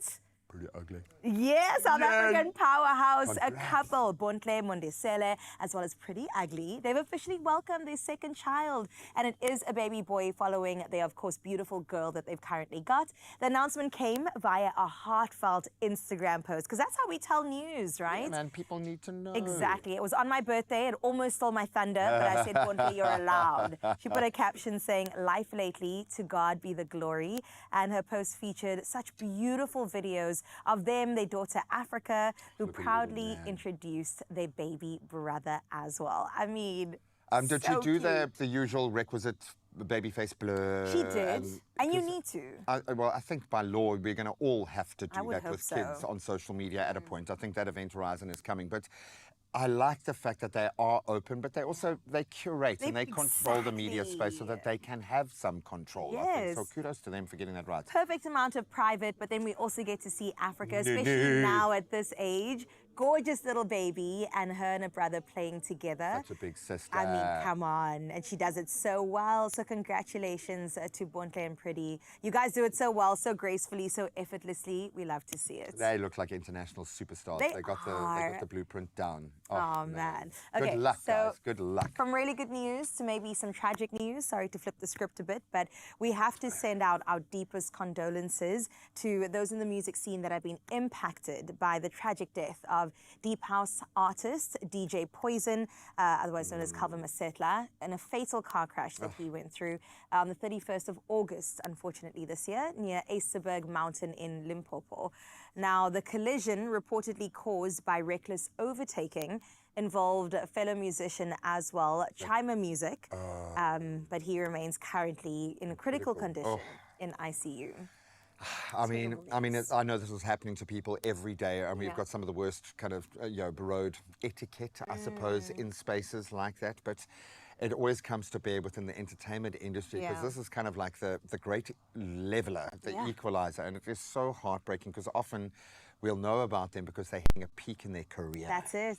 And it just feels like the ultimate, it's always tragic, but there is something so awful about the wind being sucked out of sails like that at that pivotal moment. It's heartbreaking. So Almost I'm so feels sorry. unfair. So our deepest condolences go out Absolutely to the heartbreaking. family. Of course, social media jumped on board as well. Outpourings of just love and also just sympathy going out to the family affected by DJ Poison. Yeah, and I think if you go onto their post, a lot of people talking about Chima Music, I think, had a post the day before speaking to how short and fragile life is. Imagine. And I think, just to reinforce that, just take every second that you've got right now to show that love and appreciation. Sure. Yeah, and those in the entertainment industry, I would say, just be more careful when you get out there. We are on the roads all the time at night. I mean, it's their jobs to be club to club. Well, you're gigging, yeah, completely. You're gigging. I've been with a DJ who was doing 5 different clubs a night, Exactly. 5 days a week. We toured Imagine. together, so I get that. But please, this happened as a result of dangerous overtaking. It wasn't some massive moment of negligence, a big explosion, terrible accident. This was someone just taking a chance, trying to overtake. So please let that sit with you for a while. Absolutely. All right, so let's move over to some celebratory news overseas as well with our girl Selena Gomez. Now, she recently celebrated her own bachelorette party out in Cabo San Lucas out in Mexico. Party capital. Yes. I just love her and Benny Blanco. Honestly, they make the most unassuming couple, and Very that's cool, why I yeah. love them too. A They little look alike. off-center like us. Yes, eh? exactly. It makes sense, but it doesn't make sense. And that's always the relationships that last forever. So we're here for it. Now, they did get engaged a little while ago, and there hasn't been an official date for their actual wedding. But because this is happening, we kind of think, okay, time is running up. The I-dos are probably on the horizon as well. Bride to be just You looking see, they had a little gorgeous. iguana, also came. Little lizard also came. And as much as this is low key, you kind of get a sense of the resources that are available. I mean, I say low-key by their measurement standard, their metrics, I suppose. But I love that because it feels quite intimate, and she has been a punching bag. Yeah, honestly. For media and for even from her own contemporaries in the female space, which I think has been the most bitter pill to swallow. And she just always seems to have her heart in the right place. Everything she does is for everyone else. It and is. She's just so giving. I hate the fact that she has been a soft target for so long. So give her flowers and her bachelorette, even if it costs $50 million. And a bridal bouquet. Give it all to her. We can't wait to see it. And we hope that announcement will happen soon between Benny Blanco and her. They've also released music together. So it just feels like time is, it's coming. It's coming. I definitely feel it on the horizon. Look at them. Oh, man. Can we squeeze in one more? Okay, I'll try. Been such a journey today. I love it. Some cooking. Okay. Gordon Ramsay. Oh, ooh, okay. Always a good time when he's mentioned. So he recently shared a personal health update that sparked a wave of support and awareness. Now, the celebrity chef revealed he underwent surgery to remove a basal cell carcinoma. My word. It's a common form of skin cancer. And he also was quite transparent about it all. And he just basically showed the stitches there beneath his left ear. And of course, thanked the medical team that basically saved his life and came in, swift action, made sure that he was all right. And then, of course, reminded everyone, SPF it's not even a nice to have. It is an absolute necessity. You know, when it comes to cancer, it's prevention, not cure. The prevention is the cure, and it's sitting in our hands. I love the fact that Gordon has become like a whole social media influencer. I think COVID gave us that. Yeah. But he's become very comfortable in that one-on-one relationship. But I think within the British press at the moment, there is so much negative press. Yeah. They drag you down. So for these key figures, even our princess of the UK, taking the time to be vulnerable very publicly when it comes to cancer specifically, I think broadens that net so that more people are seen, more people are talking about it, more people are looking into early detection, which is great. So, and I love Gordon. I love Gordon. He really is such a firecracker. Foul mouth and all. We love that guy. Exactly. Idiot sandwich and all. We love to see it, and we wish him well on his road to recovery. But that is where we leave entertainment news. We had a bit of a mixed pot today. That was lovely. But very important, touching base on the local and international scene. And we, of course, will do this again very soon. So don't go too far. We'll be right back.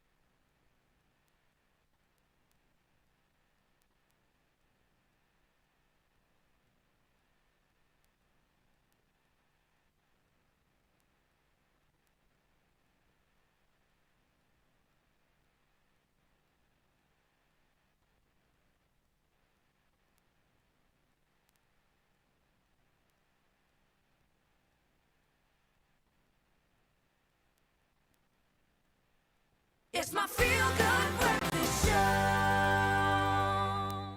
welcome back, Mzansi. And if you're just joining us, then friend, you are in to be expired, or rather inspired, forgive me, all in the name of letting you in on this beautiful story that I genuinely feel like is a South African story. Today, we're getting to celebrate a woman that is both soft and strong, just like Twin Savers campaign, where they are 100% saying that, ladies, you can be both at the same time. And yes, Women's Month is gone, but hey, Twin Savers says we celebrate women all throughout the year. So this morning, we're joined by a queen, Dr. Millicent Motohane, who is here to let us in on her inspiring story, how she went from being a cleaner to the head of an academic department at the University of Witwatersrand. Everyone, let's give her a feel-good welcome, please. Doctor, how are you? I'm good, and how are you? I'm amazing, thank you. Millicent, your story is beautiful. It's incredible. From being a cleaner to being an academic department head, I think it's so incredible. And honestly, I'm here now just looking at you and I'm like, anything is possible. Anything you put your mind to. And this is why we need to understand, because it sounds like a tough journey. What was it that kept you going through the toughest parts of that journey? Look, it is a tough journey, I must say. I had to understand my assignment. Yeah. And just to give context, I was born in a family of cleaners. My mother and my father were cleaners. And you know, by the look of things, you would see that, okay, we all going to be cleaners. My cousins were cleaners, you know, both on my paternal side, my maternal side, they were cleaners. And I knew that I need to break that cycle. I was intentional about it. Come on. My purpose was very clear, but it meant that I needed to work hard. Yeah. I worked hard. I worked hard in achieving that. I love that. And I can imagine that, you know, just going through that journey, that it possibly was even a lonely one, but you genuinely pushed through, and look at you now. Yes. And this is why we can sit here and just, you know, really marvel at the fact that you really did break the cycle of poverty. You know, what does that term, breaking the cycle of poverty, mean to you now? So, when I look at it, I'm so happy because for me, I had to understand that, look, poverty, it brings so many limitations. Yeah, it does. I needed to understand that I need to create options. Yeah. I don't know how it is to be a student. I've never been in a situation whereby I was just a full-time student. Sure. I had to work and study, and I had to work very hard. Yeah. When I say the cycle has been broken, is when my kids don't have to go through that. Yes. My last ones don't even know that I was a cleaner at some point. Those that are looking up to me, they don't have to start where I started. Yeah. So it's broken. My siblings never have to go through that. They did not have to start there. You are such a hero. Yes. And I love it because I'm also just like, I love the fact that there are women like you in leadership positions that don't want those who are coming after you to go through what you went through, you know. But being in a leadership position comes with challenges, you know, and I feel like there's always a way in which challenges shape your leadership style. How have they done so for you? So with me, I think it became easy because I needed to learn how to lead with strength, you know, with respect, with empathy. And I was led before. You know, it was tough. My story is so broad. Yeah. There was a time where I was led. You know, I felt that it was just too much. You'll write an email and someone will say to you, this is not good enough. Go and write it. Let me see it before you send it in my journey. So I know how to be led under those circumstances. Yeah. And as I lead now, I lead with respect. And compassion. I lead with compassion. Yes. I lead with that softness. You know, there is that, I normally say, it's the duality. It's needed. It's not contradiction. Yes. It's a balance of both, right? And you need to be soft in your strongness. And I think I am that strong woman. I love that. and you're speaking exactly to what Twin Saver is talking about, which is being soft and strong. It's what we've been celebrating all throughout August. Yes. Balance you know, of that, yes. How do you personally relate to that message? You know, yes, you've spoken about how you relate to it in your leadership style, but how do you do so throughout your life, and even that duality that shows up even as being a mom, even being a sister, or whatever it may be? Yeah. Look, there are times where things are hard, like they are hard. You know, there was a time where I was crushed, you know, on both sides, you know. But I needed to be strong, right? But in that strongness, in that process, I also needed to tread with care. Yeah. Do you understand? Of course. I needed to tread with care. Yeah. Being strong does not mean you are weak, and I think we need to understand. It means you understand that you have empathy. You know, you understand what other people are going through. Yeah. You can relate with them. 100%. You understand. 100%. So even with you as being a mom, you're stern, but you still have the love. I still have the love. Yeah. You know, I still have the compassion. I love that. Yes. Beautiful. And I know that I'm soft. You're soft, but you're strong. When am I But I'm strong. Exactly, doctor. But of course, you are also someone that, you know, I'm so glad you even said at the beginning where you were like, you know, people coming up after you, they don't have to go through what you went through. So you even understand that you have people that are looking up to you. Yes. I mean, even me, I'm sitting here and I'm like, my goodness, this woman, such an incredible story. What would you say to young people who are coming up after you, who are looking up to you and want to even break the poverty cycle in their families and even possibly break out of their own circumstances? Breaking out of their own circumstances. Listen, your background is your story. It's part of your story. It's not your future. And I think you need to understand that. Yeah. You need to understand that you have what it takes. Yeah. Right? You don't need permission to be what you want to be. You can be what you want to be. Go for that dream. Yes. Write it down. Yes. Declare it. Come on. Believe. Once you believe it, trust me, you're gone.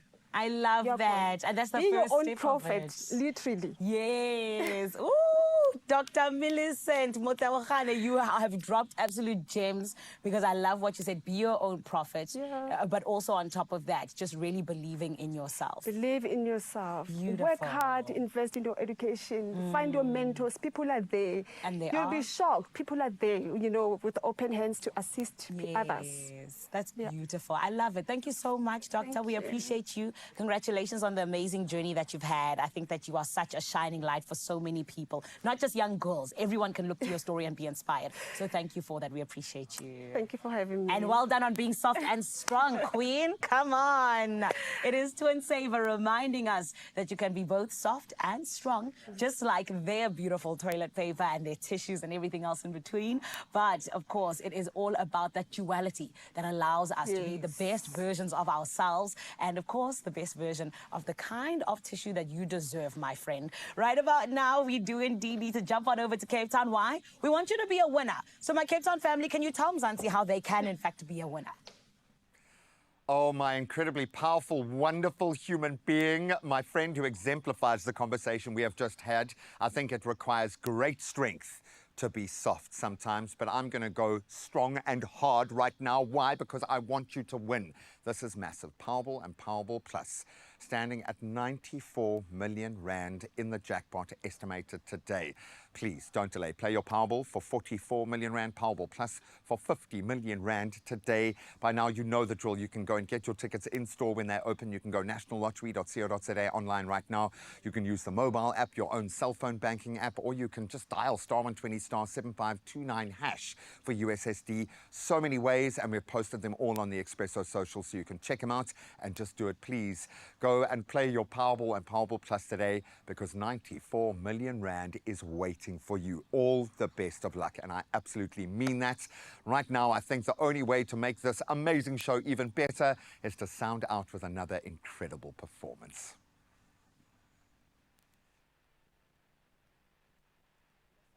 I'm doing my stretches now, because Shirley is about to take us into a beautiful song. So, my beautiful Mzansi family, right about now, I need you to get ready, because it is the gorgeous Shirley with Hey on your Feel Good Breakfast Show.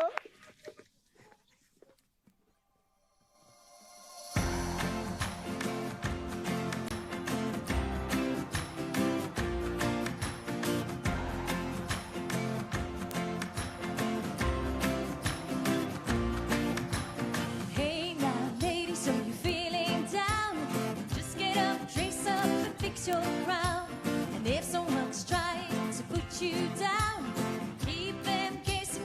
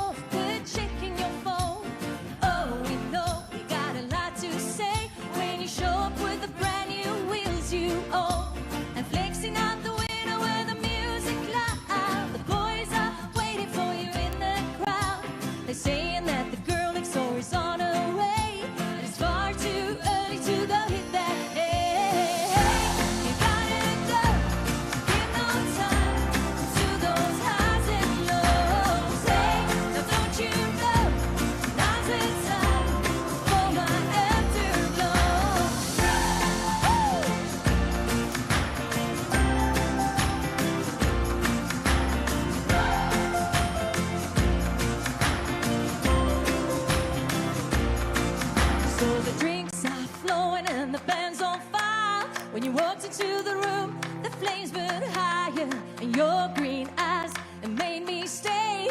But it was a hard no when you said, hey, baby.